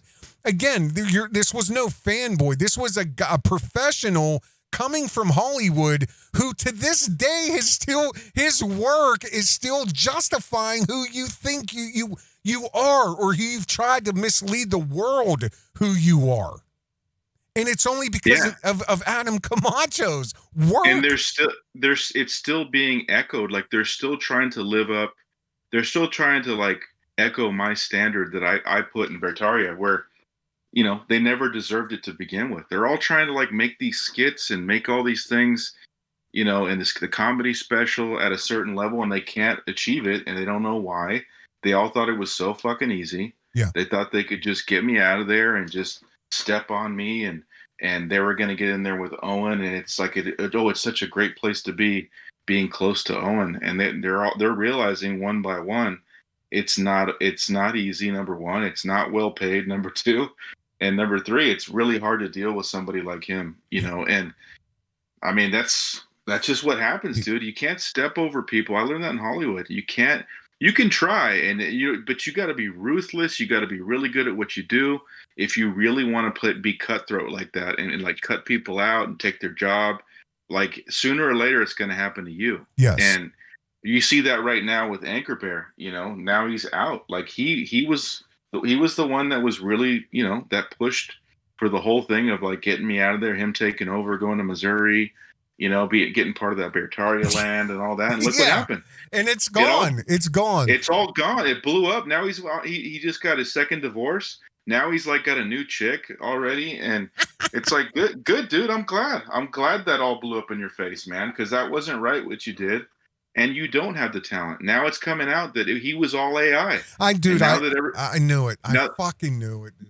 Yeah, that's why he cut and run, and he deleted all of his channels and everything, because it's obvious now that everybody has access to that technology, that it was all AI, and he's just he's a talentless hack. Dude, I have a friend right now who has a monetized channel with getting royalty payments from YouTube and never played a fucking instrument in his life.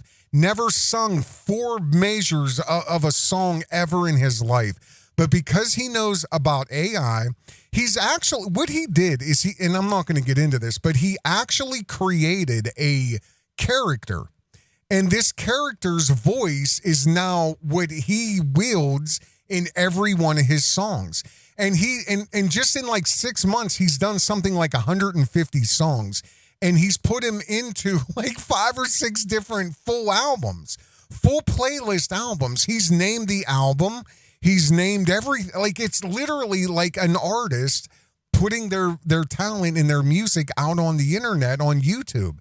And he's starting to get real money. Real money. It's crazy. Dude, yeah, it's crazy. insane. And it's now, like I was in the chat on a live with Brian Redband. He was doing that where he's creating music like on the fly and everyone's judging it and he's changing it. Like it's super easy to do now to manipulate. And that's what happens, man. Once people catch on, it's over. It's over, dude. It's over. Look at Hoax. But I don't want to get into that. But look at him. Yeah, when you're on the ground floor, and I don't want to get into it, but let's be real, and let's really just be real for 1 minute.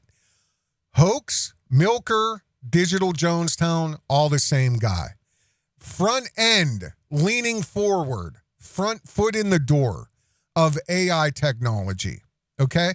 And was able to wield AI sourcing, which is no different than what's it called? Fucking Owen shit. What was it? Moogle or what's his Niggle. What is it? Niggle. Yeah, Niggle. So it's no different. It's no different. But you still have boomers who are mush brains, like literally locked into 1978 for some reason, and acting like Hoax Wars is some fucking genius because he knew how to put a lot of video clips in a library and then source it. So he's a genius. But just like the hieroglyphics, and this is the last thing I'll say. If you look into Egypt, the hieroglyphics, and I talked about this with Nathan Stoltman, and the fact that I'm not getting into it. All I'm saying is this.